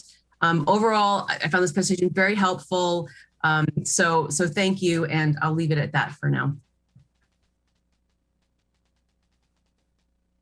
Okay, Ms. Cohen. Thank you. I'm glad to follow Ms. Marin. First, just a huge shout out to our principals and admins. Getting to see Dr. Shears from West Springfield is always a treat. And I know how excited kids were to have her show up at their door. It's an awfully big deal to have your principal or your AP show up at your door and you feel pretty special. So I've heard wonderful feedback, and Dr. Shears is not the only one in the Springfield district who's been out there knocking doors, but she is pretty outstanding. I guess a few things I just wanted to touch on. The 50% for late work. I know there's a lot of our staff out there who's really feeling a lot of heartburn on this. And so my hope is that we'll look to some of the models we have in our system who already implemented this and figured out ways to bring their staff along. I would like to particularly lift up Peter Kaunacki at South County Middle School and Chad Lehman at Centerville High School, who worked on grading for equity over the last several years and really did in-depth work with their staff to get folks comfortable with why this is the way that most systems have gone. And so I would just like to signal them out for all the work that they've done. I still agree. I will say with Ms. McLaughlin, we are arm in arm about homework policy is not being implemented with fidelity. I will just tell you, even in my own home, it's there. We keep saying it. I totally hear you guys in your messaging, in the message to principals. It just is still not coming in classrooms, especially in high school where teachers aren't understanding that other classes are giving insane amounts of work through projects and whatever. Yep. And I love project-based learning. So it's Yep. no knock on that. Yep. But we have to be mindful as a team of how things are happening. So Ms. Cohen, if I could on that, the big nugget that we want to shift from, we've given an overall amount for elementary, secondary, but no teachers tracking, especially in secondary, the other teachers' homework. So what Sloan is suggesting, and the nugget here, is to go from this broad idea to class per class. And we don't know what the number would be yet, but we believe we've got to have, and I'd love the board support for a philosophical shift that saying at the whole school, it's too hard to have fidelity of implementation the way we've done it. We've got to move it to class, and that way we'll be able to better track and make sure that those homework loads are reasonable. But I'm totally with you there. I appreciate that. I think that's a good way to look at it. PD, I really have to speak on behalf of my former elementary school peers. You know, when we talk about 150 minutes per week, that's 98 hours a year, which is 12 school days, which is like 2.5 weeks of planning time that you do not get. And you're responsible by and large in at least K through second in most schools, all content areas. So I cannot say enough. I can't, that when we took those half day Mondays, we did not wrap around this kind of support that our elementary educators needed. Everybody needs more time for PD. I'm not arguing that in any way, but man, we got to figure something else out. So if we want to have conversations with our teachers about extending contract hours at some point, and that's what needs to be done, then let's have that conversation. I agree with Melanie wholeheartedly. This is a budget conversation that we have got to have going forward.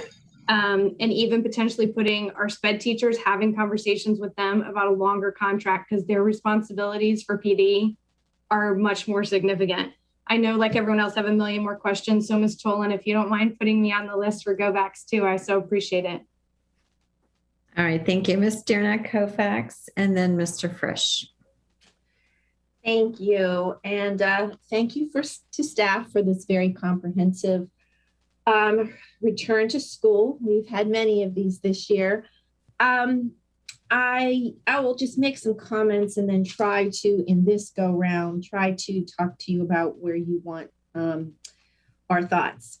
Obviously, I am really glad to hear, I just have to say this about SOLs now doing baseline and growth measures.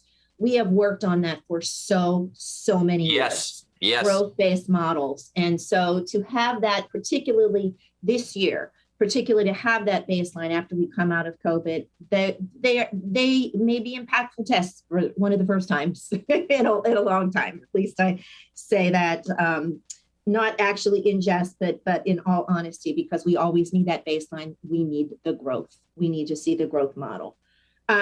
Also, of course, I do want to thank you for the testing pilot. I appreciate that you don't think it will need to, reinstate itself. And I hope we don't need to do that, but at least we have a pilot. We saw how it worked. Yep. And I appreciate that. I guess I do have to ask, do you think, did you see measurable results? Like, was there a stoppage of additional cases based upon COVID testing? Did you see that? No, in the notes, we tested hundreds in the pilots. We never got a single positive. But we're keeping our powder dry, because if those numbers were to go back up, we'd certainly look at it. Or if we have outbreaks at schools, it could still be a tool in our toolbox. We just don't see it for system-wide rollout, given what we see right now. Given where we are with the numbers, absolutely. So, but I am glad we finally got that together. Yes, ma'am. So then going through the issues, I do have to say, okay, let's start with the grading. It's Laura Jane, I'll lose Laura Jane's word because it's in my head because she just spoke about heartburn. I have heard from many teachers about the heartburn of the 50%. And so, Scott, have you talked to the teachers groups about this collectively, what their feel is on? Yes. I've talked and listen, here's the reality. We were doing it in the majority of our schools at every level for several years, but we never, ever made it a system requirement. And that's the rub. And some schools just did their own thing, and we never. This is a fidelity of implementation that honestly the pandemic put in our face, and Nathan put in our face, and we just realized, hey, it was 7 or 8 high schools. Yes, for them, they've been doing it that way for 2 decades or more. But best practice, like Sloan said, and we just have to come together and agree this really is the best. We'll help teachers. We're going to help those principals in schools, but we really need to do it for all kids the same way in our school system. I absolutely agree. Fidelity of implementation. I agree to that. I don't think we've been doing it in schools that long, Scott. I was here I was here when a West Potomac principal was on the front page of the Washington Post because they implemented that on their own. Yeah, all right, that's right. I see you too. You all are trying to make me feel old now. Yes, I remember that. I was here for that. So it hasn't been quite that long, and I appreciate that that's where best practices are going, but I cannot say that I have not heard the concerns. While I completely understand both sides of the argument, right? There's that 50%, you can't barely dig out of it. What you said, something like you need 5 or 6 A's to get, if you get a 0. And that's terrible for kids to try to have to dig out of that. But at the same time, there's also that student that may not put in the needed effort and what that teacher and what that shows to other students. So there's that question, and we need to deal with that. The next thing is homework, and I guess I have a go back, but I will just let me start this, is that I think there is a problem in particularly the upper IB classes about not being able to get everything done in the classroom day. And how do we deal with that? Yep, you're right. Okay. I'll take a go back. Look forward to your further feedback. Thank you. Mr. Frisch. All right. Thank you. So a couple questions. On the issue of professional development, it seems like option A is the least problematic when it comes to finances or disruptions to our schools, except the childcare issue.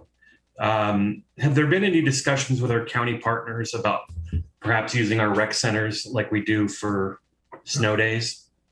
I would say we haven't gone there yet because to be in full transparency, we wanted to lift these up to you first before you heard that we were off having those kind of discussions. But I do think just being honest, you all are smiling. I see some smiles, but kind of like what Ms. Marin said, I think this is an opportunity for partnership with our county, with our community partners. And it's time to build back better some different ways to figure out how we can still have kids do meaningful things, but free up many of our teachers to get the PD they need. I don't have all the answers today. I just want to put it on the table and see if the board's willing for us to start to go forward to see if we can better reinvent some of this, Carl. But we haven't yet, but would based on feedback today. Yeah, I don't think anybody's going to give you flack for lifting anything up, particularly the prospect of, it could be a game changer to be able to work with the county on that. When you consider the other negatives and of the other options, it seems like if we can remediate that one issue, we've got our solution. So I know they watch our meetings. I hope that they will be open to the suggestion when and if you bring it to them. On the issue of the return data and the top segments of data for different students who are re-enrolling, there's some critical context that is missing from the data, and I was curious how hard it would be to get the numbers broken down by pyramid or even individual schools so that we can see how different regions of the county might be impacted more or less. We've heard one principal already talk about having no students in private school. I know I have schools where that is certainly not the case. So it'd be interesting to see that data and how it's impacting my individual schools. How difficult would that be to get it broken down like that?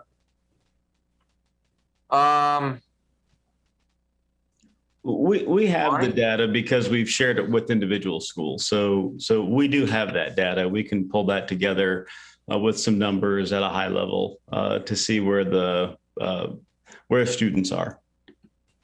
Okay.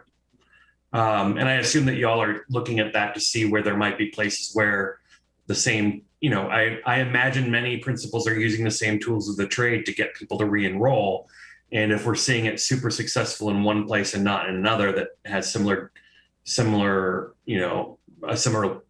profile of where the students ended up, perhaps that's something to look at more closely and see how we might be able to supplement their efforts. On homework, Ms. Marin and I had a conversation with Dr. Presidio recently, a couple conversations. And one of the issues that we talked about was transparency in the workload of these, particularly at the high school level of these classes. I know that it is potentially controversial to, severely limit homework, even if it is best practices. And the science clearly shows that, again, the depth of the learning and the rigor is what matters and not the amount. But not everybody listens to the science.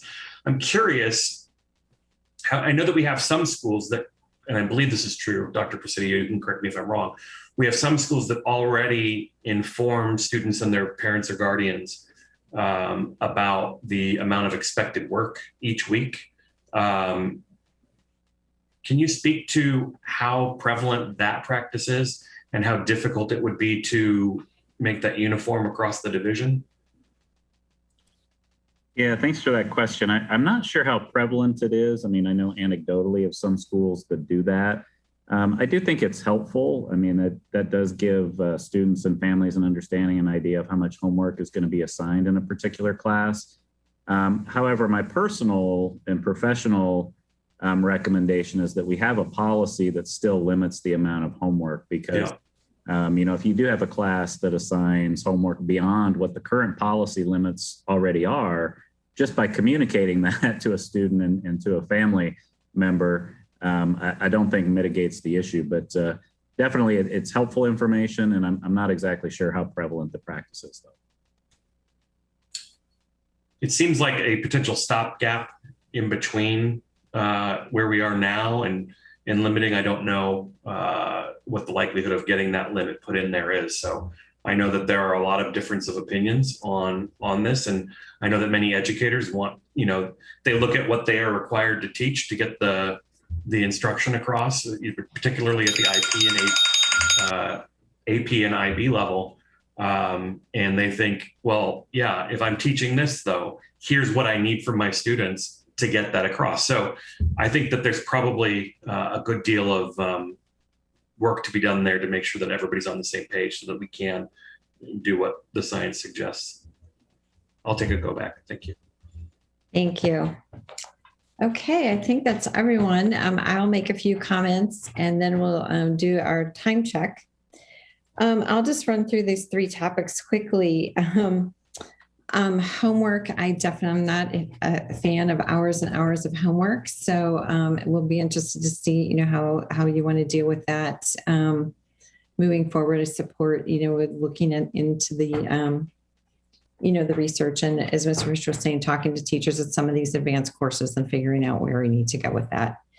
On the professional development, I am really concerned about, our families and the amount of instructional time that we have for our kids moving into this particular year and not further inconveniencing our, working families. So applaud a lot of the creative ideas that Ms. Marin had about, potentially using the Monday afternoons.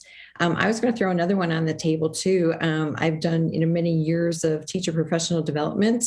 And I did find that in a number of cases when I was doing professional development with partners, oftentimes or through grants, oftentimes we were able to offer stipends to the teachers for the professional development. And I found that the attendance was pretty darn good, whether it was after school or maybe even on a Saturday morning, if we were able to offer that payment. So if we would need to extend teacher hours, so maybe some piece of, option C, using some dollars at least for the next year to get the professional development done that we need to.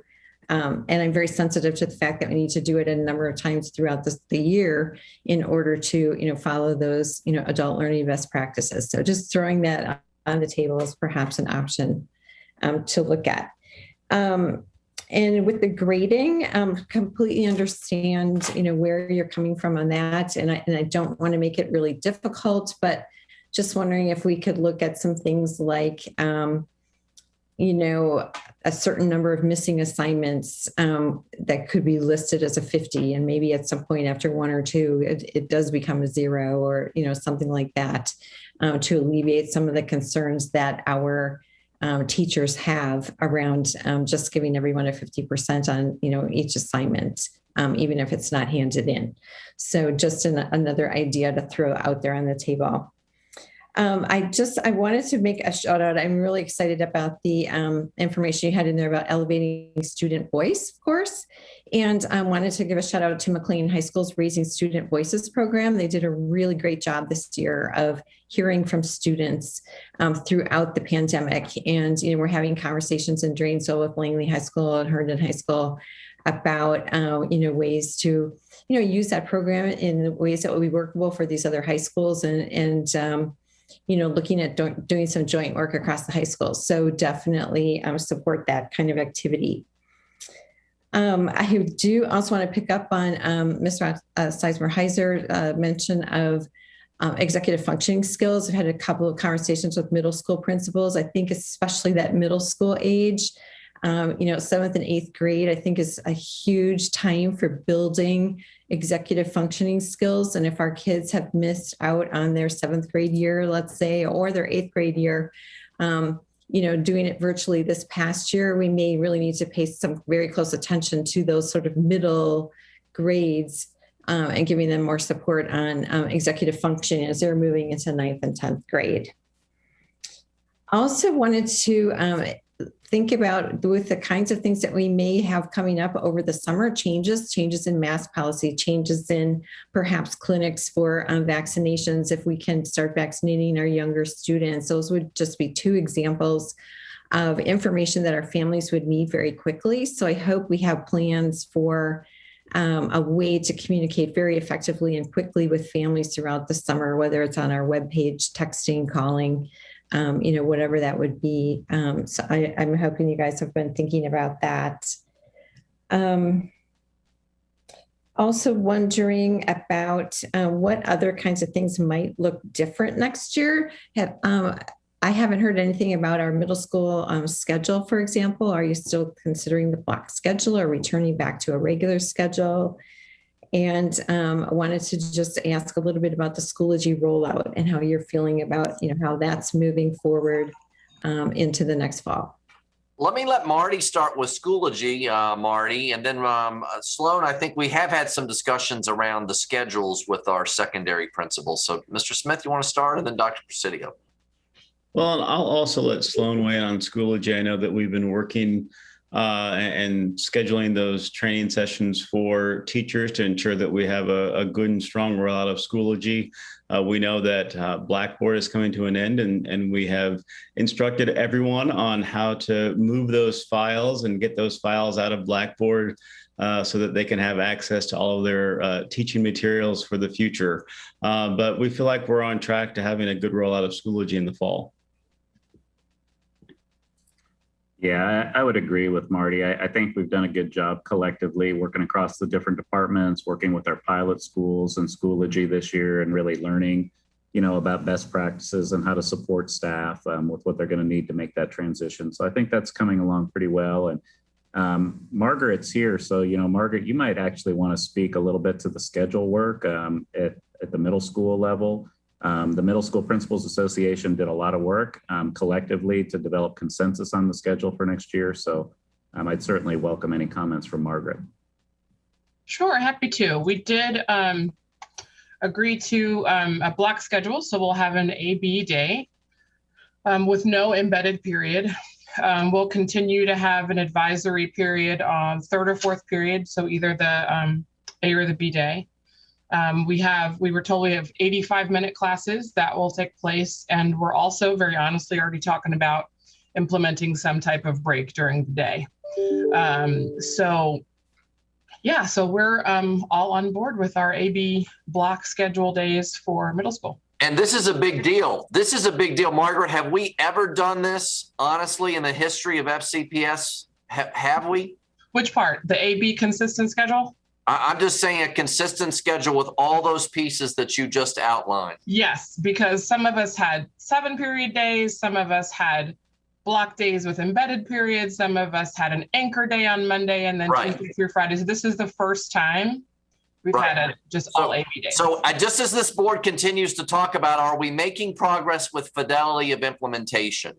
We are working in partnership with our stakeholders, including our principals, and moving toward step-by-step things like the master schedule to create those structures to be the same across the system. So I see Dr. Ivy, you wanted to add something too. I just wanted to add that the Middle School Principals Association is working closely with us on recommendations for the forum topic on unstructured time at the middle school. And I think in the next few weeks, we should have some recommendations for that as well. And they do support it. It's a matter of what it will look like and making it consistent. And what our loose and tight parameters are for that and what the expectations will be. So that's coming. And so I wanted to just share that. And thank you, Margaret, and the other members of the executive board who are working with us on that. So thank you. Absolutely. Great. Thank you for that information.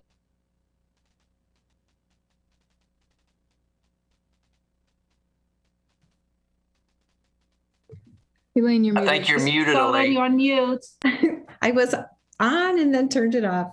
I'm just saying thank you so much for all that work, and I'm excited to hear about that collaboration. And it's just another great example of, what our families will want to be hearing about, as soon as we get some of these things ironed out. So I think we probably have a lot of communications that will be going on through the summer. So, okay, perfect timing. So we were at, yes. Oh, I had a process question to ask you for consideration. Go ahead. Thank you. I know that we're 10 minutes to when we were supposed to conclude. So one thought would be that each board member has 90 seconds, no staff input, no questions to be asked, just 90 seconds that we're each gonna share our piece. That would really tighten it up and allow us to finish up not too late behind. I know other board members are probably concerned about going past 4 p.m., but I would like to hear and listen to each other. And that's just one suggestion for your consideration as chair of this meeting. Maybe it's 2 minutes but that's 24 minutes if we each take 2. Thank you. I appreciate that. I was actually going to suggest 2 with the 24 minutes, but I know that does take us over time. Is there anyone that has an issue if we go until, if we are absolutely finished at 4:30? Looks good. Oh, Ms. Tolan, since it's 3:52, we go 24 minutes, then hopefully we would be done. Right. Yeah. Correct. All right, so let's go with 2 minutes. It sounded like people still had lots of questions. It sounded like there may be a few of us that don't need to go back, but let's just start back through the list. Dr. Anderson. Thank you. I just want to continue the call for just making sure we have consistency. Sounds as if there's a lot of different things going on. When we talk about homework, my child's school, my son who's now in 6th grade, I think they stopped doing homework outside of just reading and something that they would have available. But in terms of structured homework, that stopped when he was in 2nd or 3rd grade. So I think one of my next steps that I would like to add is some sort of audit in terms of what is happening, because I see that a lot of our different schools are doing a lot of different things, from homework to grading to structured literacy and everything else. And we need to have that structure. I don't want to miss the opportunity to say thank you to our principals from Mason District who are in the video, Mr. Powell and Principal Barnes. Thank you so much. I also want to plug in, she is already working, I know many others are as well, on the unstructured opportunity for our middle school students. So I'm very excited that that break will be provided to them. I also want to talk about very quickly the, I think on page 9, you had a lot of conversation in terms of what needs to happen in school, in non-school offices and in schools. But I don't think we raised the topic regarding what it looks like for the school board's business at a school setting, the mask and not having a mask. So Dr. Brabrand, I know that we're just going to run through all of our things, but put that on your list to go through unless Ms. Tolan wants it done differently. Yep. And the short answer, the governor just put something out in 24 hours that gives you more flexibility now as a board, even when there's no students around. So we'll follow up with you in chairs tomorrow and then share with the board.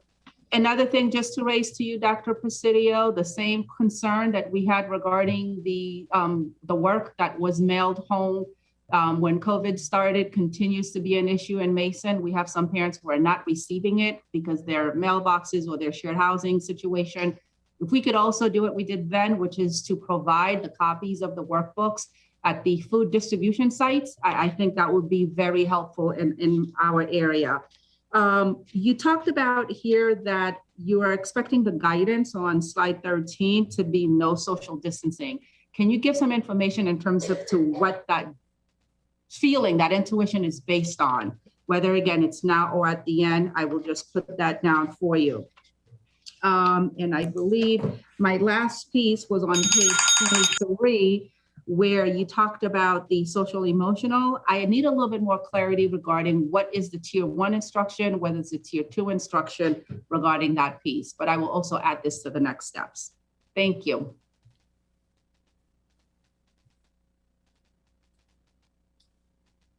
Ms. Keys-Gamarra, did you have additional questions? Yeah, I will wait. be. Ms. Tolan, I'm sorry, Ms. Keys-Gamarra, just process-wise, I thought we were really clear. We're each getting 2 minutes to talk. We cannot invite staff to keep responding to questions or we're not going to finish at 4:30.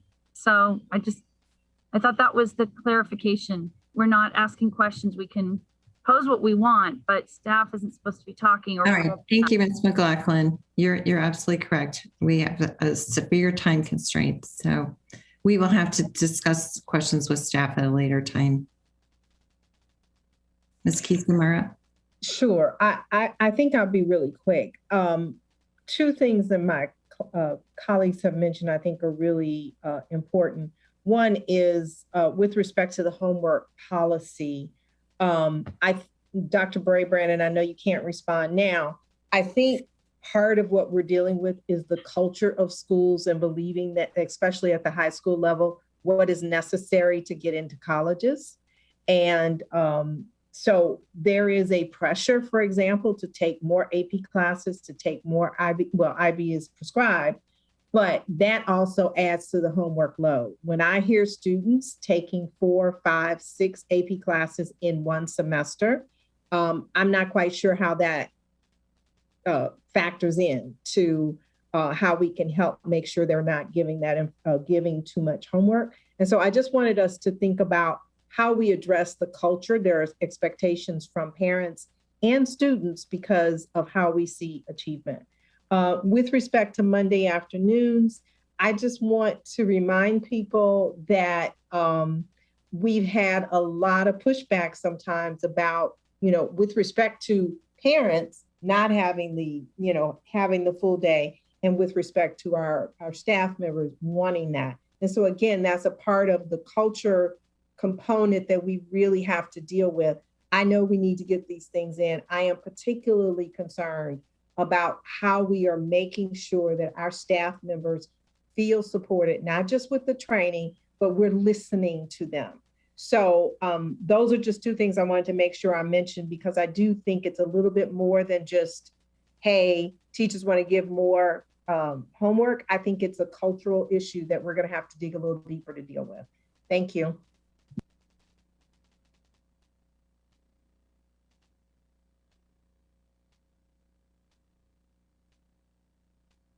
Sorry, Ms. Pekarsky, and then Ms. Sizemore-Heiser. Ms. Dolan, if you don't mind putting me at the end, I'm having some connection issues I'm trying to work out. Okay, Ms. Sizemore-Heiser, please. Sure. Thank you. I'll just pick up a little bit on where we stopped with the homework piece of it. I think if we're going to have these homework conversations, I think it's important to differentiate a little bit more between the different types of classes and the needs for the classes, as well as looking at our standards, right? We sort of pared down essential standards this year, which I think in some ways, talking to teachers and principals, gave us the chance to dig deeper into concepts rather than trying to be more, looking at more concepts. But I know a lot of teachers rely on students pre-reading, especially in our advanced classes, to really have that flipped classroom model. So I think it's important as we're talking about homework that we don't talk about it in isolation, but we look at it with all of those pieces. What standards are we expecting? Is it an advanced class? What do they need to teach? Can we use essential standards so we can go deeper and do more portrait or graduate type work? I think those are all important conversations, as well as the executive functioning skills that do come from doing homework. I can tell you as a special ed parent, my son got more homework in elementary school than he did. He's in middle or high school. And there's a loss of executive functioning skills that came along with that lack of planning and organization. And how do we use our strategies classes?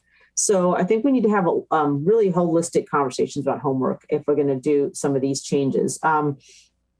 I wanted to say with ESY, I have, to use the word heartburn, I have some heartburn around where we are with staffing and the conversation about we may shift dates for parents, because parents rely on those dates as they make childcare plans for the summer. So I would say that it's important to try to get that information to parents as soon as possible if their dates are going to change around ESY.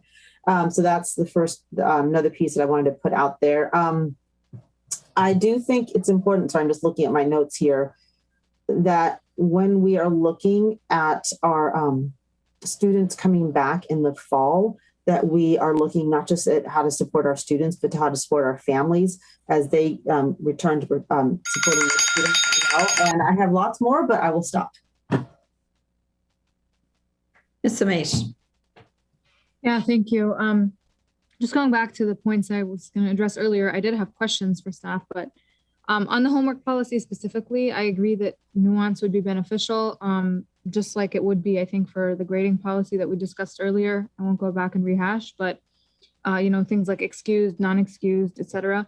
But with the homework policy specifically, I was curious about whether we engaged students at all in developing this revision. I think that that's beneficial. I'm worried about this not being realistic. I mean, for students who are high achievers, it's not even close to reality for some of these students. And I think it's really critical at the very minimum that we engage the SAC and think of other ways, the student rep, on any changes that we do to the homework policy.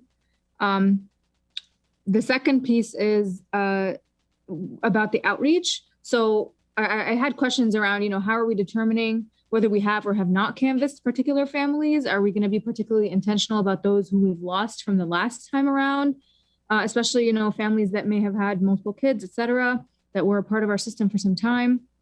And then centrally, how we're tracking the follow-up on this across schools. So is this something central office, we're maintaining kind of records to make sure that everyone's been or has not been canvassed? Is there a dean of students that's following up with this? I know some schools have that, some schools don't. So these are all questions I was going to ask, but really ultimately points as well that I want to make sure we're being this intentional with the follow-up to make sure that we have a successful start to the year. I even had, some concerns about the signage, not to be a stickler here, but like the advertisements we put out to remind people of school. I don't think it's clear or obvious that that's what we're necessarily trying to promote. And I would just really want us to continue to be intentional, as always, in multiple languages, but to take advantage of this canvassing opportunity to really follow through, since we have decided to move in that direction. And that's my time, but I hope that this won't be our last return to school session. I think we do need another one, and I support my colleagues who said the same. Thank you. Ms. McLaughlin. Real quick, again, to the issue of professional development, I just want to remind my colleagues and the superintendent, the calendar belongs to the board in terms of the student school calendar. If staff is going to change it in any way that impacts when students are released and parents have to find more coverage, that's got to come back to the board.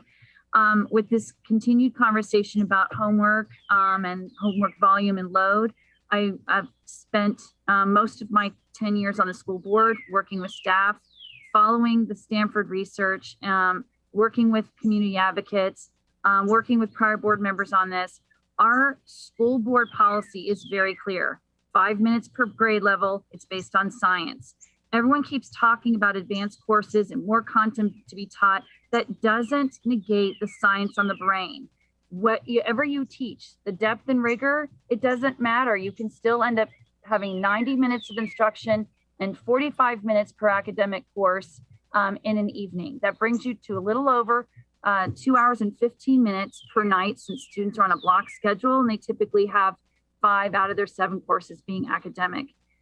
This is not complicated, but it really worries me when I hear board members talking about how teachers might feel or what they might be trying to squeeze in. That's why you break up a project, a paper, a requirement over time so that the students can build toward it. But the mental health and the brain ability to absorb knowledge doesn't change because somebody's taking more advanced courses. School systems around the country have been doing a great job with this. The Race to Nowhere documentary done over 10 years ago speaks to that as well. Volume of homework doesn't equal achievement. We just simply need to help all of our staff understand that science. And I really appreciate Dr. Presidio and Superintendent Brabrand keep building that base of understanding. This isn't about consulting with teachers. Science, using the science and the research to direct what we do for kids. That's what they need. And it's been lacking for a long time. Thank you. Ms. Corbett-Sanders and then Ms. Marin. I just want to talk a bit about the professional development versus planning time for our teachers. We have to protect the planning time for our teachers. They need to be able to deal with the large workload that they have. And so rather than looking at perhaps supplementing or using some of that professional development time as a substitute for planning time, I really think we should also leverage the experience we've had this year that in select situations, we could utilize asynchronous learning for our older students. So we could have those embedded professional development days for our secondary schools teachers and do that while providing asynchronous learning to our students. And so I think we should be looking at that. I'd like to have some creative thought from you all on that, as well as looking at option C for the elementary school students.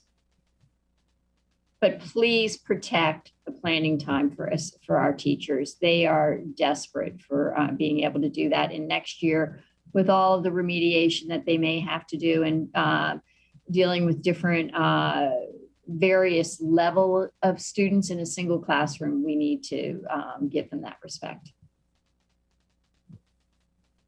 Thank you. Ms. Marin. Yeah, I mean, I said the thrust of what I had shared earlier, but I'll just add that, just reflecting back on this meeting and where we started at the pandemic to now, I think that, I feel like we're looking forward to seizing the opportunities and doing the job that we knew was before us, which is helping our children recover from this pandemic, and us and staff and families. So, I think we asked some really good questions today. I really liked the presentation that it gave us, where the staff needed us to plug in. We have one more work session before the new school year begins. We have a month to go until July. So I just hope we can keep being, this productive and thoughtful and not, keep adding more work, but really adding our value add to help inform staff, because this is going to be a heavy load. And just because we start the year doesn't mean that all this stuff's going to go away. So I really hope that we can track very closely what's happening and be, thoughtful champions and just really help our kiddos when they come back. Thanks. Thank you. Ms. Cohen and then Ms. Dernak Kofax. Just to follow up again to the homework, I also just want to make sure that if we're doing catch-up days again, that we make sure we place those in a way that doesn't put the burden right then at the last minute on teachers all of a sudden receiving all of this late work that then they're spending hours and hours and hours trying to enter in grade books for kids who didn't do it the whole year. So just being mindful of where we place our catch-up days, and if we're not doing a rolling grade book, then making sure it's not the last day of the quarter or something, so that teachers are scrambling then over the weekend to try to grade a million things. Another big question that I have that I'd like our next session to, and I hope our next session, the 5 for fall, will be soon, is our staffing. I think we all need to be briefed on what's happening with transportation. We knew that we had about 25% of our transportation staff that potentially could retire at the end of this year. So what's happened with that? What's happened with our school-based staffing? And in particular, you know, I'm hearing some real nervousness about a lot of our SPED staff leaving. So if we could get an update on what's happening. I have some schools in particular that I have some real concerns over the number of people who seem to be going elsewhere. So I would love to know if that's school specific or that's system wide. And I would like us to hear that sooner rather than later.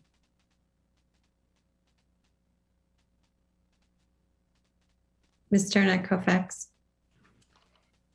Yes, thank you. So I started off on the homework schedule, and since I really, I will ask staff this question. I know there's a difference between the 4x4 block and the block scheduling, but I will tell you as a parent of 2 IB students that about 5 years ago, Edison was the last one to do the 4x4 block, and they were told to get rid of that.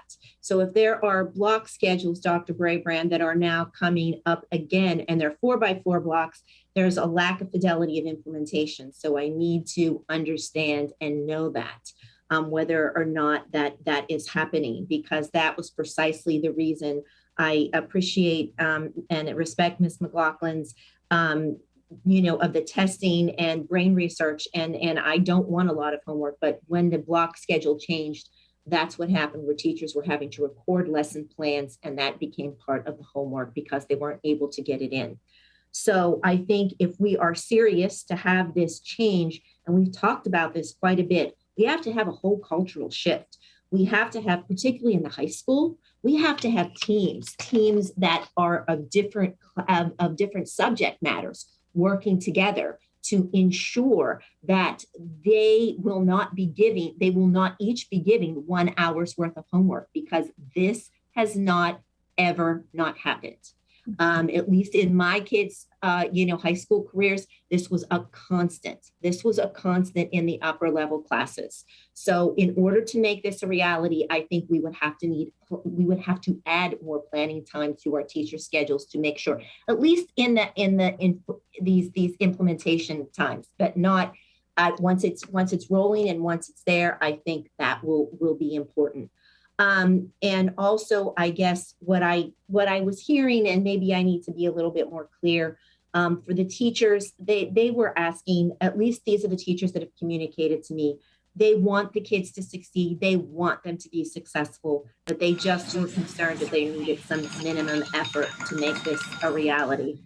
And for professional development, just let me get that in, I think the answer is what has the least impact on instructional time, and if we need to add monies and funds to this, add additional days and times, but the least amount of instructional impact on our students.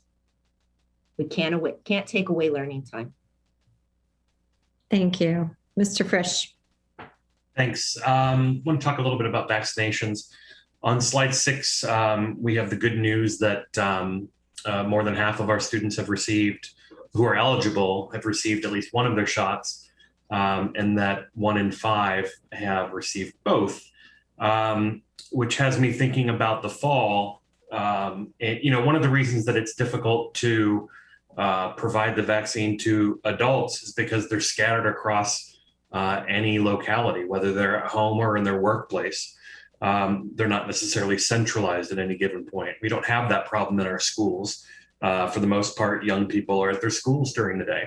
And so as we hear rumors right now that vaccines will be available for 2 and up. In other words, the rest of all of our students this fall in September or so. One thing I'll be looking for from Dr. Braybrand and your team is a plan for really leaning in and making sure that we are working with our county counterparts to make vaccination as easy and seamless as possible, taking advantage of the populations we have in our buildings, obviously with parental permissions and everything else that's required by law, but that we're really doing our best to make sure that those numbers are very high as we go back to school. So I'll be looking forward to having conversations about that as we move forward. Thanks. Ms. Pekarsky, are you able to log in? Thank you. I think it's good, right? Yes, that's good. Can you hear me? Okay. Thank you. Just in closing, I think we have to say, wow, what a year, a difference a year can make. And I know our families are really looking forward to next year and really coming in strong. So thank you for all your work for that. I still am I'm concerned and have questions on certain things. One is our social emotional learning, our mental health supports, our transition for our kids.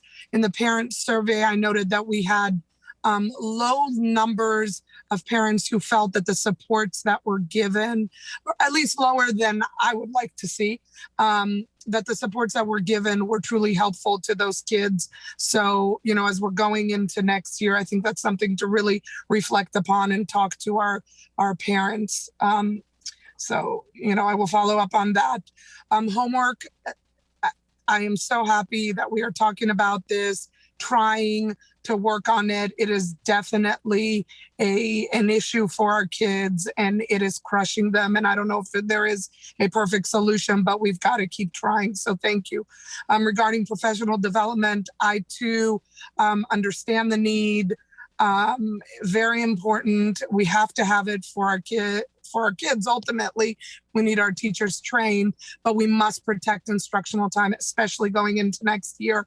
And as we go into next year, I really like to see these kind of becoming more of a state of the schools type of work session.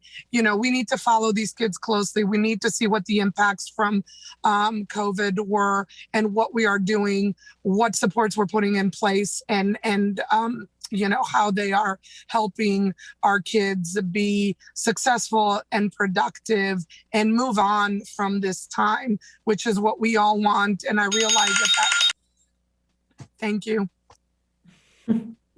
Thank you, Ms. Pekarsky. Well, I'm going to pick up on where you left off there. I was very excited this morning. I was, as you know, attending a conference and was able to hear from the woman that runs science education for the state of Virginia. And one of the things she was conveying to us is that they are working with, science leaders across the state and encouraging them to work with teachers to start out the fall, not with review, academic makeup, but to start the fall out with engaging, strong science education, and to have formative assessments, as they move forward through the year. Science is not one of the subject areas. It's not reading or math where we're going to have the fall SOLs and the spring SOLs. But they're planning those formative assessments throughout to figure out, what the gaps are and what needs to be supplemented and put in there. So that sounds to me very exciting for our students and for our teachers. And so the comment I'd like to make for us is following up with Ms. Pekarsky. I really would like to see, ORC doing the same kind of research quarterly like they were doing this year. Where are we? Where are our kids? What's working? What isn't working? We're still in new territory as we move forward out of this pandemic for the next several years, probably. So how do we figure out what is working and what isn't, and what we need to change along the way? So, let's keep that in mind as we move forward. Thank you very much to staff for everything that they put together for us today. I think it was extremely informative. And as many of us have said, thank you for being very specific on some of the input that you needed. I guess at this point, Dr. Braybrand, unless there's anything you would like to add at the very end here, we can go ahead and adjourn our meeting. Well, I just want to say super quick, it's 4:18, but I want to thank you from the bottom of my heart. This was a year unlike any other we had. We went through some tough times, some ups, some downs, some 1 a.m. meetings, some tough times with each other, but we stayed together as partners. We kept the FCPS family together. And at the end of the day, that's what matters. This family is together. This board is strong. We're going to still have challenges. We're going to get back in school and we're going to tackle all these challenges with tenacity and with faith, hope, and love for FCPS, which is what you all displayed today in your comments. And we really do appreciate the reflections. We know we have more to do, and we're prepared to do it and be re-energized by wrapping up this year and getting ready for a productive summer and a fantastic fall. So thank you all so much, and we're very grateful. Ms. Tolan, before you go, Yes. Dr. Anderson? Can you provide a reminder to the board regarding next steps, please? Oh, yes, of course. We were sent the next steps document link earlier today. There are some next steps that were put in from the earlier work session this morning. So it's you have the link for that document. So please make sure that those are put in there. Dr. Anderson, do you have a time frame by which you would like these entered? It would be great if folks can enter all of their documents all of their next steps by 9 p.m. And I'm asking for our colleagues to revisit to vote on it by 9 a.m. so that we can address it at the 10 p.m. chairs meeting. Dr. Anderson, I happen to have a town hall this evening that's going to run from 7 to 9. Oh. So I will need a little bit more of a window. Okay, then we won't have it ready for chairs, so we'll have to kind of pick it up the following week. No, Let's if you just want say to do 9. that, that's fine. I'll just. No, we could move it back another day, but it will just be picked up and kind of closed out next week instead of tomorrow. We could do 9 a.m. tomorrow for submission and then 9 a.m. on Thursday for the vote for people to offer their supports. Would that work? Well, I hate to delay everybody out. I think it'll be fine. I don't see any objections and it should be fine. So we'll do 9 and 9, folks. So by Thursday, please make sure you go back and you look into the document so that you can provide your supports so that we can have the clerk post them. Excellent. Thank you, everyone, for the robust conversation, and have a nice rest of the afternoon and a nice evening. Thank you. Thank you. Thanks so much. Thanks, Elaine.